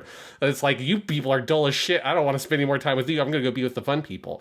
But she presents that same choice of like, between us never seeing each other again and us seeing each other one more time, which would be better? Of course, it would be us seeing each other and getting to say goodbye, and kind of getting to take that lead in the relationship. And that sense of like, part of the themes of this show is that, you know, this stuff never truly ends, that there will always be another summer. There's always like these memories matter. Our relationship matters. There's always chance for us to have fun again. And that's kind of like part of, I think, what a big part of the show is that, you know, maybe these kind of this moment in time feels like it's done and over, but there's always more joy to be had in this world. And let's like embrace that rather than try to hide from it. And it's such a like powerful way to bring that idea in across this like really beautifully developed relationship between these two people over the course of the whole show. Totally. And I noted all those same moments in my notes. Just lovely stuff here. That scene also involves a character who's later down on your list, but I think we could mention any time, because it is through the actions of Watcher of all Adatara and later Airplane Stopper Adatara that they have their final reunion. Adatara Tatsuta, who is voiced by Ken, who is the most confident character in the show, sometimes completely undeservedly, but basically every time Adatara showed up, I was cheering because you were going to get something extraordinarily funny. And Ken, I feel really bad for Ken because you have just listed Kanbara Akihito, the glasses fetishist in Beyond the Boundary, which I know is his KyoAni role. Ken has been in many, many other wonderful things where he is not playing a total creep. But man, I love Adatara, who is introduced to us, I think, in episode 6, like formally, which is right after the big episode 5 stuff where we get the scene with the whole Adatara family, and he keeps saying 72 plates because it's how many plates have been broken. And you have the scene where he catches the onigiri, which is just amazing, and he goes over onigiri catch theory and all of that. I love Adatara. Yes, I mean, it's like his whole thing is that he's just like the coolest motherfucker in the world, basically. Yes. And yeah, like he's always shows up there with a steaming cup of coffee in his hand, and has like whatever kind of insane analysis he can give. And yes, that his kind of kiss off moment, which is him stopping the plane by standing in front of it, like arms outstretched, and you get the like that great payoff of all the nicknames he has, which is Aratara the plane stopper, is very funny. Then he's taken away by the guards, and they both like do their thumbs up over the shoulder to Matsui, being like, yeah, we've done something great, which I don't know what the security guards, I don't know how much they understand what's going on here. But also, one of the weirdest jokes in the entire show is that when Watcher of All Aratara comes to take Echan, to bring Matsuri to Echan, he has a horse. They don't comment on it, but the horse is very clearly two other guys with a tarp over them. And they wind up writing this. They never show who is inside the tarp, what exactly they're doing, how Aratara got them to do this. Instead, we get an entire monologue by Aratara in like poetic form about the way he is like the wind, that ends with him saying, "Behold, the wind census theory." That is one of the great monologues in this show. I just had to mention that bit because it's so much funnier because they never mention it, that it's just two guys in a tarp. Yes, the horse is amazing. The fact that it never comes up and they're just casually riding this horse to the fucking airport. Incredible. Also, we have Aratara's love interest in this show is Tanabe, who somehow, despite being the key player in episode 5, we haven't mentioned Tanabe yet, because she likes Aratara. Everything in episode 9 is based on her trying to get a date with Aratara, and Tanabe is one of the deepest KyoAni alumni cuts. Yes, because and she's in love with the older brother.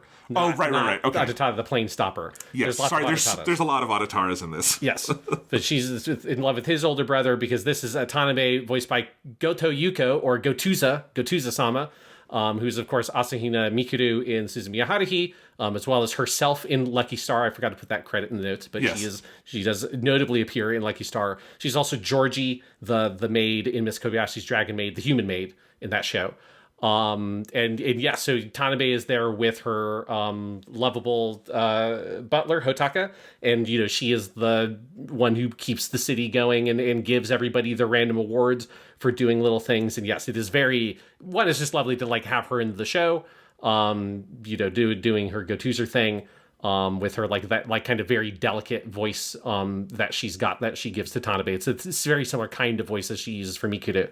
And I do love that whole character and her bit, especially in the it's the Wacky Races episode really features her super well, because you have that whole big flashback with her in Hotaka talking about like, that she's never been able to ask this guy out. And she remembers like, it's like I once saw him from across like the classroom or whatever. And she's been admiring him from the distance, but has never said anything. And she's like, but it just would have felt so improper. And Hotaka's like, well, I have to tell you something, Miss Tanabe, that is something very, very important. I do not think that asking him out for dinner would be in any way inappropriate. And she just like melts down at the revelation that would be like a totally normal human being thing to do. But yeah, that whole dynamic with that character is very fun. Yes, I love that character. Just love that because Goto was not voice acting for a while there, right? Yes, she had a lot of health issues. Yes. Yeah, and I just love that she's back. She's so perfect as Tanabe. It's just the right part for her in so many ways. Tanabe is kind of roughly analogous to the Hakase character from Nichijou, in someone who is kind of like on the fringes of the society, doesn't interact with everyone else all that much, and is kind of a weirdo. But the way this character is used in this show is very different. Although Tanabe does wind up in a big vat of glue in the Wacky Races episode that reminded me of the Hakase glue in Nichijou. I thought that was kind of funny. But no, I love Tanabe. I love that she basically, the way she like wields her extravagant wealth is to give people awards and kidnap them so she can give them ultimate hospitality. Yes, it's just like a great bit, and I love that like you get it early on before you've ever met Tanabe. And it's like because you get it through Ihito first, and then like you slowly start to realize like what this is.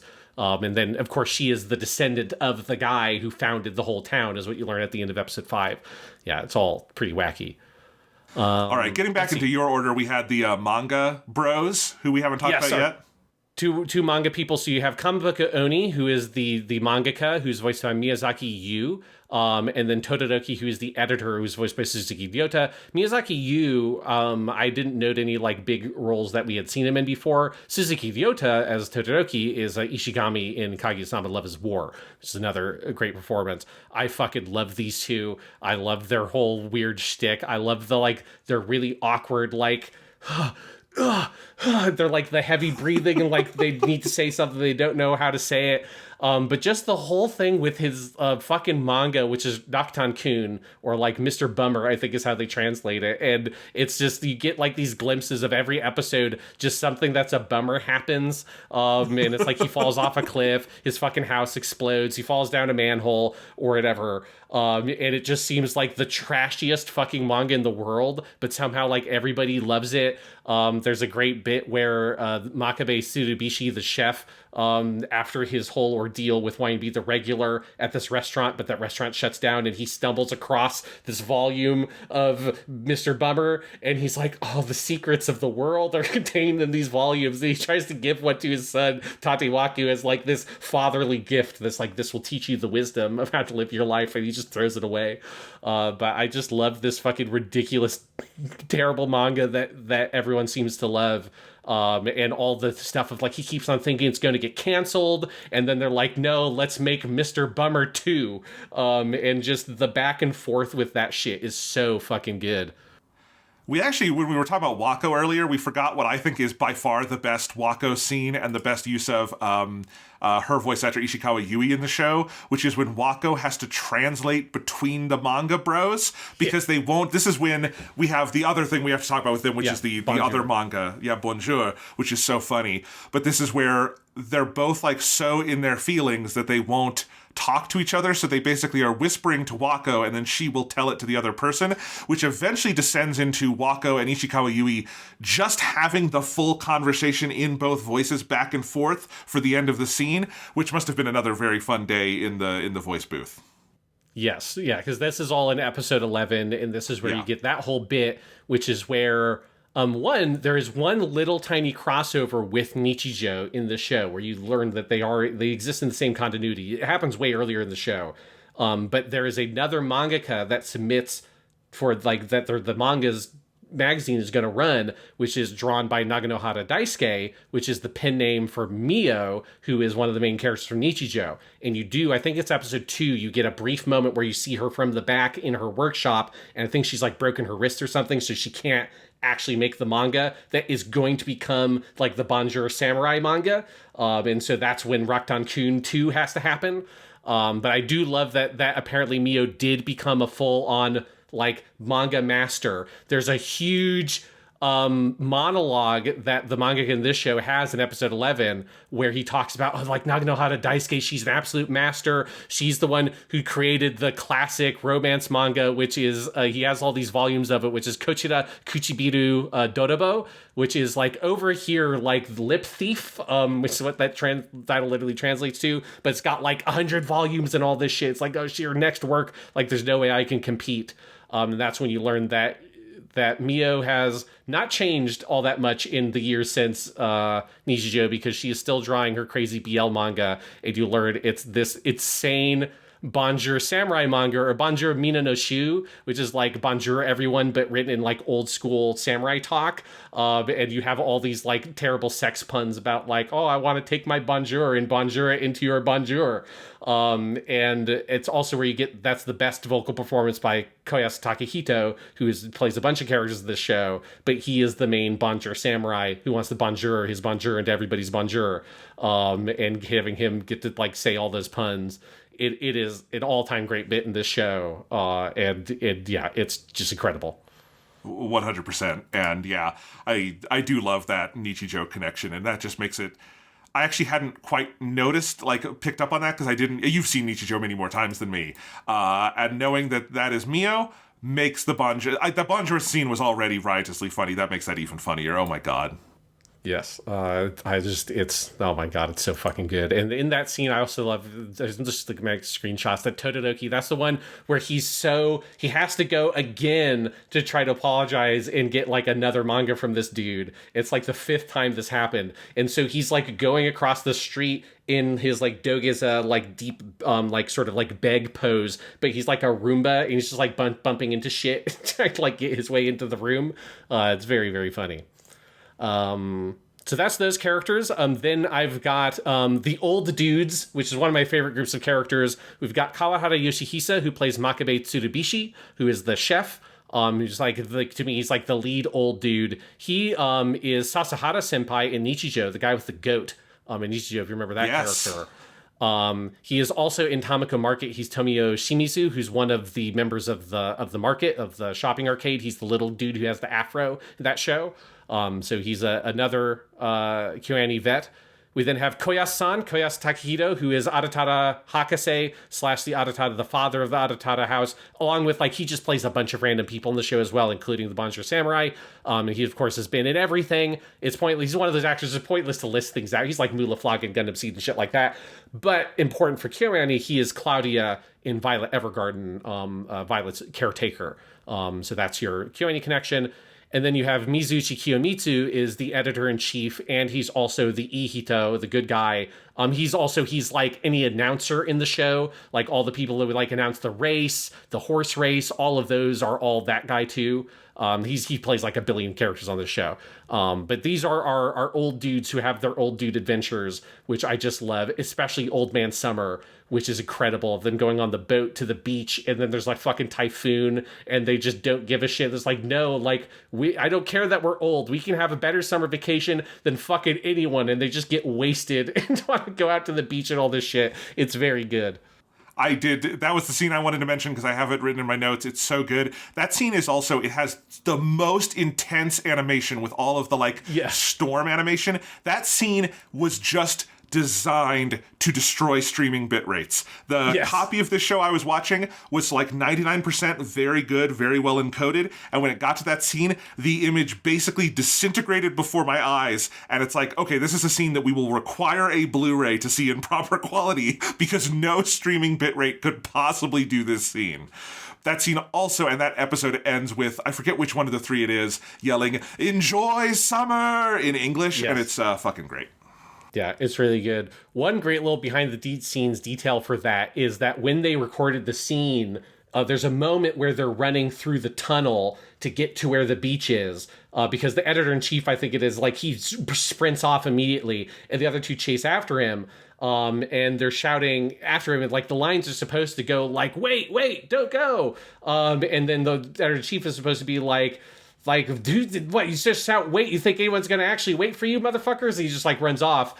But when they were recording, they ended up getting the lines backwards. And so the editor-in-chief said the thing that's like, what, just because you shout, wait, you think I'm going to stop? Or whatever, how to translate that line. He said that before anyone actually said wait. And so then after that, the guy, whoever it is says wait goes next, and then Koyasu-san comes in and he improv'd a line where it's like, nobody even told you to say wait yet, dude, like, what are you doing? And it's in the show, and it's like you wouldn't even notice it, but it's an incredibly funny sequence when you watch it, knowing that they got the lines backwards and Koyasu-san like re-logicked it up as like an improv bit. It's very good. But there's like, that's why you get the pros, right? That's so good. This is why you get the pros. There's nobody more pro than Koyasu Takehito. Like, it's not, you can't get much better than that. And yeah, I just love every bit with all three of those guys together. I just love, they have that whole thing. I think it's in the penultimate episode where they're all drinking fucking sake together, and they're just like, oh, it's so good. Oh, it's so fucking good. And umai sake. They say umai so many times. It's just like, oh, it's just so good. And Naga's like, oh, come on. There's got to be something else you could say. It's like, no, it's just that good. And it's like a 5-minute bit of all these people just drinking shit and just going on about how good it is. The next person you have listed here, Sean, I know, and I think I agree with you about Toyosaki Aki being the MVP of the show, but if there is an MVP number 2, to me, it is this person who isn't even in the show that much, but when he's there, my God, it is Fukuyama Jun, who plays Tekaridake Nobuteru and his entire Tekaridake theater troupe, including two major performance scenes where he does an entire, like, taiko drummed rap sung narration thing that is one of the most insanely virtuosic pieces of voice acting I have ever heard. And then the second one is even better than the first one. Oh my God, it's Fukuyama Jun has never been better, and he has been in many great things. Yeah, if Toyosaki Aki is the MVP, he's the pinch hitter of the show, because it's like, yeah, he's only in a couple of bits, but they're all so good. I mean, one, he's just got his introduction bit in episode, I think is 2, is incredible, where you get introduced to the fact that all the other members of the theater troupe are all these insane animals, like Mr. Chew the mouse and Fighting Monkey. And I love, Fighting Monkey just starts fucking punching him in the stomach, and Fukuyama Jun just shouting out, "What are you doing, Fighting Monkey?" It's just getting wrecked by this fucking monkey that's just kicking his ass. Is so good. But yes, you then get to it's episode 8 is the first one, and you get the rap, and it's just incredible. And this is where in every single cast commentary things on YouTube, every actor had to shout out, it's like, and then you get to the rap. Like, have they gotten to the rap yet? Has that episode happened yet? Can we talk about the rap? Everyone just was like, because one of the crazy things is he intentionally did not want them to play the music track for him to rap to. He just rapped to the animation because he wanted it to fit the animation exactly. Wow. So it's like he specifically told them, like, because they had the music track prepared, and he was like, no, I just want to do it to the animation for both of them. And obviously it wasn't just one take, and I'm sure they did a couple of like versions of it, but he would go through a whole one. They're not like stopping and recording different sections again, and just go all the way through. And it is just like, it absolutely incredible, like, because they're just full on, rap performances, with like the speaking parts intermixed in there and all that stuff. And they're just these insane retellings of like Japanese myths. The first one being the Momotaro one. That's also set up by the incredible bit that Nagamo wants to get some like paid, and she's like, but I don't want to do anything. So she just sits there in the middle of the stage for the whole time and sulks, and it's so good. And he pays her like a rice coupon. But yeah, it is just a legendary fucking performance that he gives in the show, in those 2 bits in particular. And then when all the animals have to talk in the Mimi Neko bit, which we'll talk to about later with Ishida Akira, about Fighting Monkey, and all of them show up, and Fukuyama Jun voices all of them also. Just goddamn, what a fucking performance. Of course, Fukuyama Jun, in a billion things, just to shout him out for his KyoAni roles, is he's of course the main character Yuta in Love Chunibyo and Other Delusions is his KyoAni connection, but he's in a billion things, and he's just one of the best comedic voice actors. He's been in so much stuff, but this is like an all-time great comedic performance in this, but also he's Panda in Polar Bear Cafe. If you want some good comedy, Fukuyama Jun, that's another good place to go. Yes, on a completely different end of the spectrum, because Tekari Dake speaks and sings very fast, and Panda speaks very slow, and Fukuyama Jun can do it all. You have the other thing that is so virtuosic about it to me, Sean, is that the first performance of his play called Throat, Nodo, is in episode 8. And you build up to it for a long time, because you learn about Throat in episode 2, is when he gives the big, like, patent speech to his troops that we learn are the animals that you initially think must be stuffed animals he's talking to, and then they come to life and beat the shit out of him, and you're like, nope, those are animals. But then the second performance with no build-up is in episode 10. It's just 2 episodes later, and that's the one called Self-Esteem, that is about the sulking echidna. And that, like, there's something about, as good as the one in episode 8 is, they then come back just 2 episodes later and one-up it, because the wordplay in the song and like how it relates to the rhythm of the track in the Self-Esteem one is just on an even like richer, more difficult level. And it becomes so infectious. It's so hilarious. Even if you don't speak a word of Japanese, just listening to the verbiage and how the words fit together and how Fukuyama wraps his mouth around every syllable, there's something so pleasing and like fun about it. To be one of the other voice actors who got to be in the room when he did this. Yes. Can you imagine? Oh man, that would be so much fun. Yeah, I mean, because again, like in every one of those, every actor is like, "Oh my god, the shit that Fukuyama Jun did," and like that, like they want to just stand up and applaud at the end of each take because it's just so good.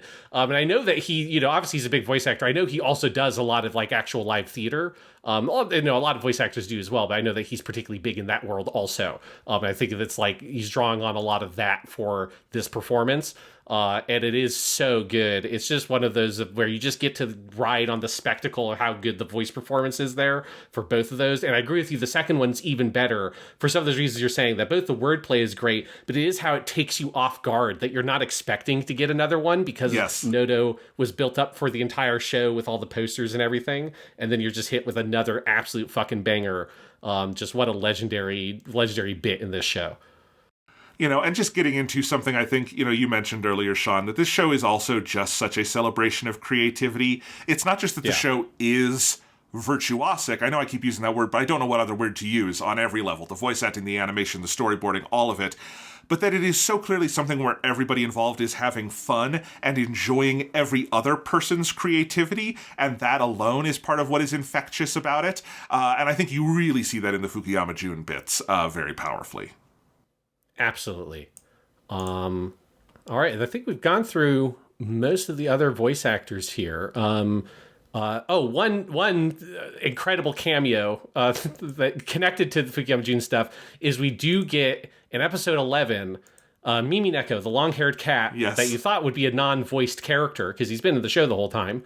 You learned that he is a voice character because he's voiced by fucking Ishida Akira, who's like Athran Zala in Gundam Seed and shit. Like he's like a billion things. He's the bad guy in the most recent Kimetsu no Yaiba movie, Akaza. He's Akaza. So like while this episode came out, he's also the main voice actor in the biggest movie in the world, which is just they couldn't have known that when they made this, but there is something like funny that he would have been. Everyone would have heard like literally everyone in Japan would have heard Ishida Akira in a big role that summer. And then he just shows up in City out of the blue for a very funny cameo. Yes, and it's just this whole bit, it's in episode 11, is just one of my favorites of where it's him in the sewers and you get all these other rare animals that come out and they have like this like whole sort of like little, get together in the sewers, and you have like the giant salamander, you've got the fucking ibis, who's voiced by Koyasu Takahito, and he comes in and he's been like traveling around the world. He's got his fucking like hobo fucking back on a stick, and he's talking about like some of my favorite shots of the show are his like adventures of him remembering like running through the streets of like New York City, and you have all these like dudes shouting after him with the word Toki, which is the Japanese name for the ibis. And you have him just like getting chased by a fucking helicopter, fucking Mission Impossible Fallout style, all this shit going on. And he realizes that the only place in the world where the people don't give a fuck about these like incredibly rare endangered animals is the city, because in the city there's just more crazy shit going on. That's when Tsuchinoko shows up in a voiced role. I didn't write down who it was. I think it's just one of the regular actors on the show. But the Tsuchinoko, which is like a, cryptid in Japanese folklore, who's just popped up throughout the episodes. And the giant salamander's like loses his shit over that. Then you get the Japanese wolf, which is an extinct species, and it's the last one apparently is here, but he's like a little tiny cartoon wolf who's got a big like piece of like cartoon meat with the bone fucking sticking out. Like he's drawn totally different than any other character on the show, which is a great, great fucking bit. Then you get all the fucking Tekaridake troop animals with like Fighting Monkey and all of them. They all show up, and they're all there. Sean, the shot where the Tekaridake troop show up, I have it up right now. It's they're all in a row. They're like in a line that like is kind of in a forced perspective, like on a diagonal. It looks like the cover of a boy band album. It looks like they are posing for like the latest NSYNC album, and it is the Tekaridake troop, and it is so perfect. It's so funny because it's like the way that they're introduced where they all step into scene. There's like this one shot where all their legs step in one after the other. Yes. And then it cuts to them and they're all standing there with their arms folded. The shot you're talking about. They're about to sing Bye Bye Bye for us. It's going to be great. Yes. But then you get one of the all-time best bits in the show, which all of them, where they're like, but what about this guy? And then they all turn around and there's just this fucking thing standing here. This weird just like white little like weird monster with a little tail and this sort of nondescript smile and this big nose, and all of them are like, what the fuck is this thing? And Ishida Akira is particularly very funny of him. Like, it's like if like Akaza just like not comprehending what the fuck like Tanjiro's doing when Akaza gets his head cut off. He's just like, what are you? Like, what the fuck is this thing? And then you get this incredible line delivery by Koyasu as the Ibis, where the camera zooms in on him and he gives that like classic city animation, just like, heavy breathing as him like trying to grapple with the fact of this thing existing. He's like, but just you are not okay. And then it cuts. and then of course it's even more amazing where it pops up again in the next episode where it gets in the fight with Nikura. But it's like, this is just one of the funniest things of this whole show, is this insane bit with all the animals in the sewer and this just indescribable creature that just fucking appears. It's gotta be the weirdest thing in this whole show, and it's just delightful. Well, and that's the creature that Nikura fights in episode 12. And that introduction, it's so good. I fucking love it. Yeah. Yeah. All right, that's all the actors. What else do we have here to say about see the animation, Jonathan? I mean, there's a billion things we could say, but we have been going for 3 hours. So what do we need to hit to wrap this up? That the show ends with a full musical? Yes, it does. Yeah, it ends with a full musical sequence with multiple song numbers, all of which are done in completely unique animation styles as the entire town gradually converges on Makabe's restaurant because he thinks he now has a Michelin star, but it's actually just the police officer handing out the actual star from his uniform to restaurants he likes. And then it ends with everybody getting on Dr. Adatara's time machine, breaking it, and being flung off into space. I was too in awe to laugh through that sequence, even though that sequence is objectively extremely funny. Yeah, it's something where it's like, you know, they were in a corner with how the fuck do you finish this show? Yes. When they've had like the Wacky Races episode, they had episode 5, all the insane shit they've done. How do you wrap it up? They can't do the ending from the manga because the ending from the manga would be like 2 full episodes if they wanted to do the entire mayoral race episode or like storyline. And so they came up with a wholly original ending, which is this musical. And it's like, it's the exact thing they needed. It's so audacious, it's so ridiculous, it's so over the top, but it's also like incredibly well done, and it's so varied. Like, it's not just that like they don't do a song. It's a whole musical that they compress into about 10 minutes, with multiple different songs in multiple different styles. They use multiple different visual styles throughout, including like maybe my favorite bit, which is Tatewaku's whole like kind of solo of him like being like, well, maybe there is something here between me and Rico, and he imagines himself in like a Disney movie where he's the prince and she's the princess, and she's like Sleeping Beauty with all the animals, and she of course then shuts him down immediately. But there's just this endless range of incredible bits throughout. And this is where I just went insane with this fucking screenshot gallery, because it's like the amount of work that it took, like the amount of cuts there are and how unique each image is and how much movement is in them too, because it's not just a lot of standalone images. It's a lot of like quick cuts that are very dynamic, and there's a lot happening. And that's before you even get to the fucking time machine explosion, which is crazy. But all the like the dances, like they keep cutting to Nagamo and the chef guy, the Makabe, the chef, dancing when they're like trying to like justify what the star is, and them being a 1-star restaurant, but it's actually the fucking police chief's star or whatever, and all this shit. And they keep on like, they're just in denial doing all these crazy dances throughout it. It's just the elaborate animation and shot choices.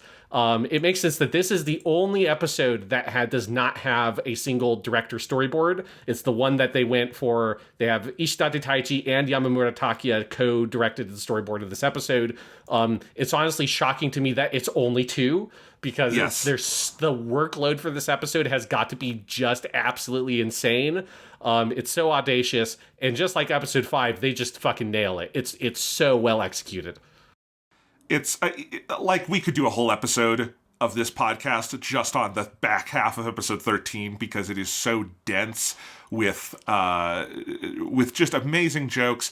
The music, like, I mean, I always love when any show that is not a musical suddenly becomes a musical. I've always loved that. And, you know, it always kind of works because generally when you're working with professionals like this, they can sing, especially in Japan with voice actors. Yeah. Most of them are also professional singers to one degree or another. And so everybody can belt it out and it's great. And more shows should do this. It's so fun. I know why they don't, because it's one of the absolute hardest things you could possibly do. But man, KyoAni can do it, and they can do it very well. And what a perfect, perfect way to end this show. Can I highlight a couple other little bits that I have in my notes?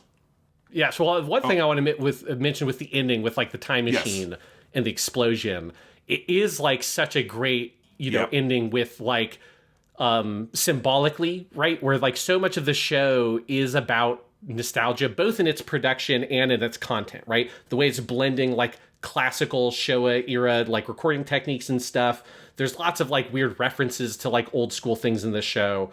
You have all these bits about like the old man summer, which is about trying to recapture nostalgia. You've got Nikura, who's chasing the nostalgia of her high school relationship with Nagamo and what that meant for her and all these things. And then of course you've got the sort of like nostalgia being built by the relationship between Matsuri and Eichan that we, the adult viewers, look back on nostalgically because it reminds us of our friendships from our own years in high school.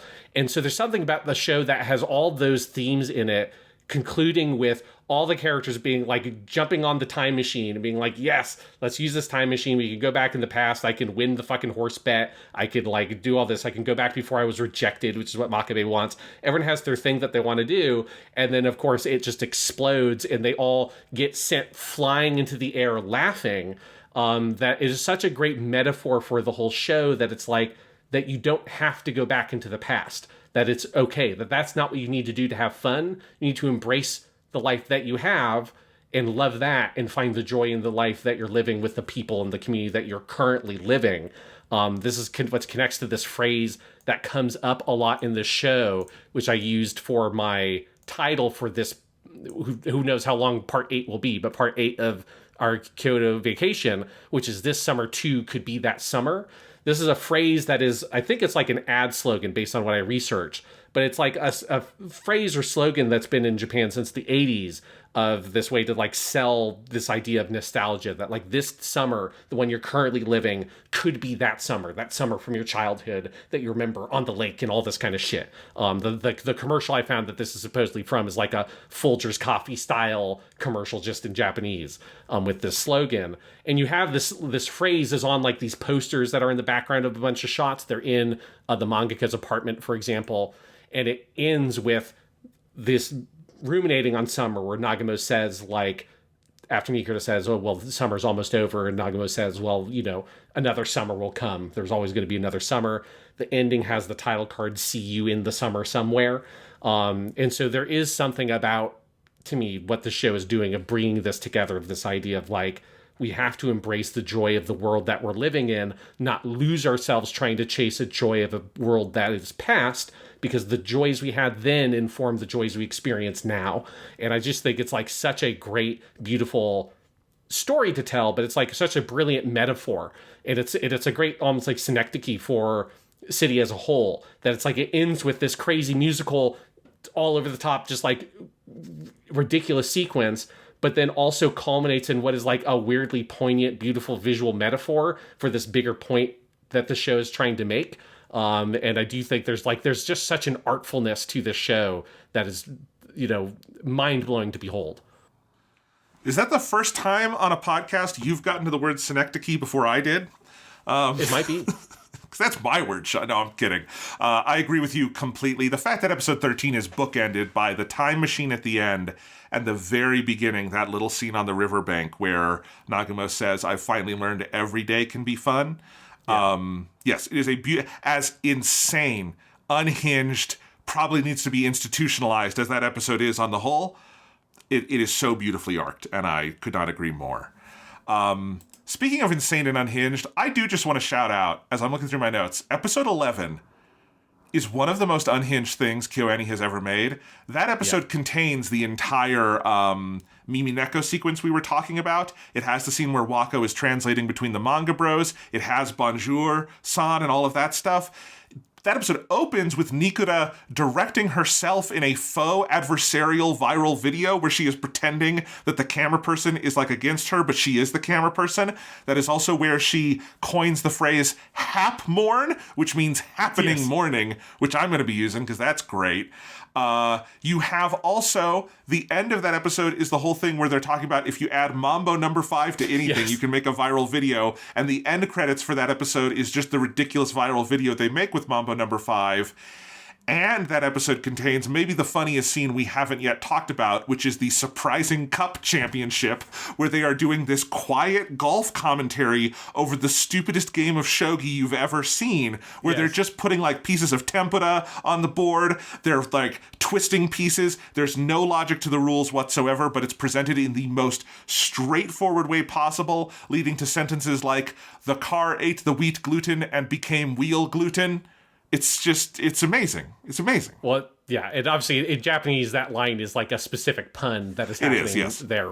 But yes, well, because the rules for it, that like it implied it's a bikuri shogi, and so it's like, and they have these heart monitors attached to the two players, and so it's like the way to win seemingly is to surprise the opponent as much as possible, which is so good. And I love you've got like the old master who's winning the game, and the best move is when he's moved all of his pieces out of that like middle row or whatever, and then he fucking pulls out an ebi fry and just puts it in the middle, and the commenters are like, oh, look at this, my god, it fits perfectly. Look at this. It just fits exactly in here. Now, normally, it would be something like this, and he pulls out, I think it's called a chika or whatever that like other piece of food is. It's like a big cylinder. It's like, normally it'd be like this. But you see, it would have these gaps at the edges, but no, the ebi fry, it fits perfectly in here. Let's see what the heart rate monitor says. And yeah, like that whole thing is so good. And highlights how like a difficulty I had with the cast list for this show, because we went through all like kind of like the main actors, but there are so many actors in the show that play these kinds of parts, like those announcers or like the people in the classroom that have to like shout or like shout whisper about like, Pakyano, like, why would you let her cheat off yours? Like, don't you know that's wrong? It's like all this shit. It's like, no, it's not that it's wrong. It's that why yours? No one would want to cheat off your test, you idiot. And all that stuff. Like, those actors are also incredible, but it's just like, it was hard to credit them because I didn't know what to put, because it's like, there's like 5 or 6 actors in the show that play like a dozen different characters that are these different bits. And so I'm glad you highlighted that one, because it just should be noted that like everybody in the show is so funny. Even the people who are not like the mainline actors are like giving just as good and just as funny performances. And I think it just speaks to like the whole community of people working on the show. Everyone's at the top of their game, and you know, then Ishidate Taichi is like a director, and all the things he designed for the show is like elevated and brought everyone up to this like incredible level, or everyone's giving 110%, including in these just like incredibly weird, bizarre bits that just are committed to the nth degree, and it's incredible. Yeah, and I think that's probably a good place to start wrapping up, Sean, because I don't know if we just start listing every favorite bit we have, we will never leave. This show, I'm in awe of it. I think we've both expressed that. I think this is KyoAni at the absolute top of their game. It is so like life affirming to see that they are able to do this after the just, you know, horrible shit they went through as a studio, the people they lost. And you know, I think they've done very, very good work since the fire, no doubt about it. But I think there was also the question of, would they be able to get back to that level? And I think City is as definitive a yes as you're ever going to get. And a yes of the spirit of everyone who was lost is still in here, absolutely. The spirit of the institutional knowledge and the relentless desire for invention and for welcoming new talent. KyoAni is still going to KyoAni. And there's no better thing I could have to say in the year of our Lord 2025, I think. Oh, it's like, this is a show that we needed. I think a show that is like about joy, and the concept of joy is just very needed right now, for so many different reasons. But it definitely was like, I had just such a great time watching the show week to week, just as this sort of like bright spot on a Sunday to like this thing to work towards, because it always just is so surprising and so fun and so crazy, and just shows you that like the limits that we think exist in the world aren't really there, that like you can always go further. There's always something new. There's always something amazing that can be done. And, you know, whether that's in, you know, there's all like the whole political sphere in our personal lives that you can do that with. There's like the work stuff and like shit that goes on at work and all that like I know for both of us, this has been a very trying beginning of a work school year. But then there's also just in like the creative sense of where, like, you know, I do think that there's been a lot of stuff where it's like movies and TV shows and stuff have felt like there's a little bit of a malaise, I think, artistically on a lot of things. I think part of that is driven by also like how a lot of the business models have been sort of fucked up, and have prevented artists from oftentimes being able to do the things that they do best. And there's something amazing about watching a show like See the Animation come out in this current climate that feels so kind of down right now in kind of every dimension. And then this thing comes out like a fucking supernova. And you're like, oh yeah, no, that's right. That there are amazing people in this world doing amazing things, and we should strive to be like them. And it's cool that the show itself is kind of about a lot of those feelings and those emotions, and it exemplifies it in its own existence. Like, that's something very special. I don't think we could end on a better note than that, Sean, so I think we can wrap it up. We will be back in a couple weeks talking about the Miss Kobayashi's Dragon Maid movie. So we are not done with our return to Kyoto. We're gonna have to fly back to America, Sean. Yes. But we're gonna have to fly back to Kyoto very soon. So yeah, you know, we'll fly to America to watch the American release of the movie, but then we'll fly back to Kyoto to actually record a podcast about it. It's how that will have to work. Look, we signed a deal that we could only record these podcasts in Kyoto.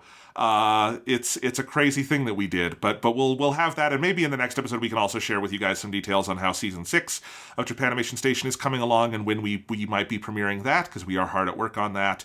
But for now, City is good, City is life, City is wonderful. Well, and we'll see you in the summer somewhere. Gons.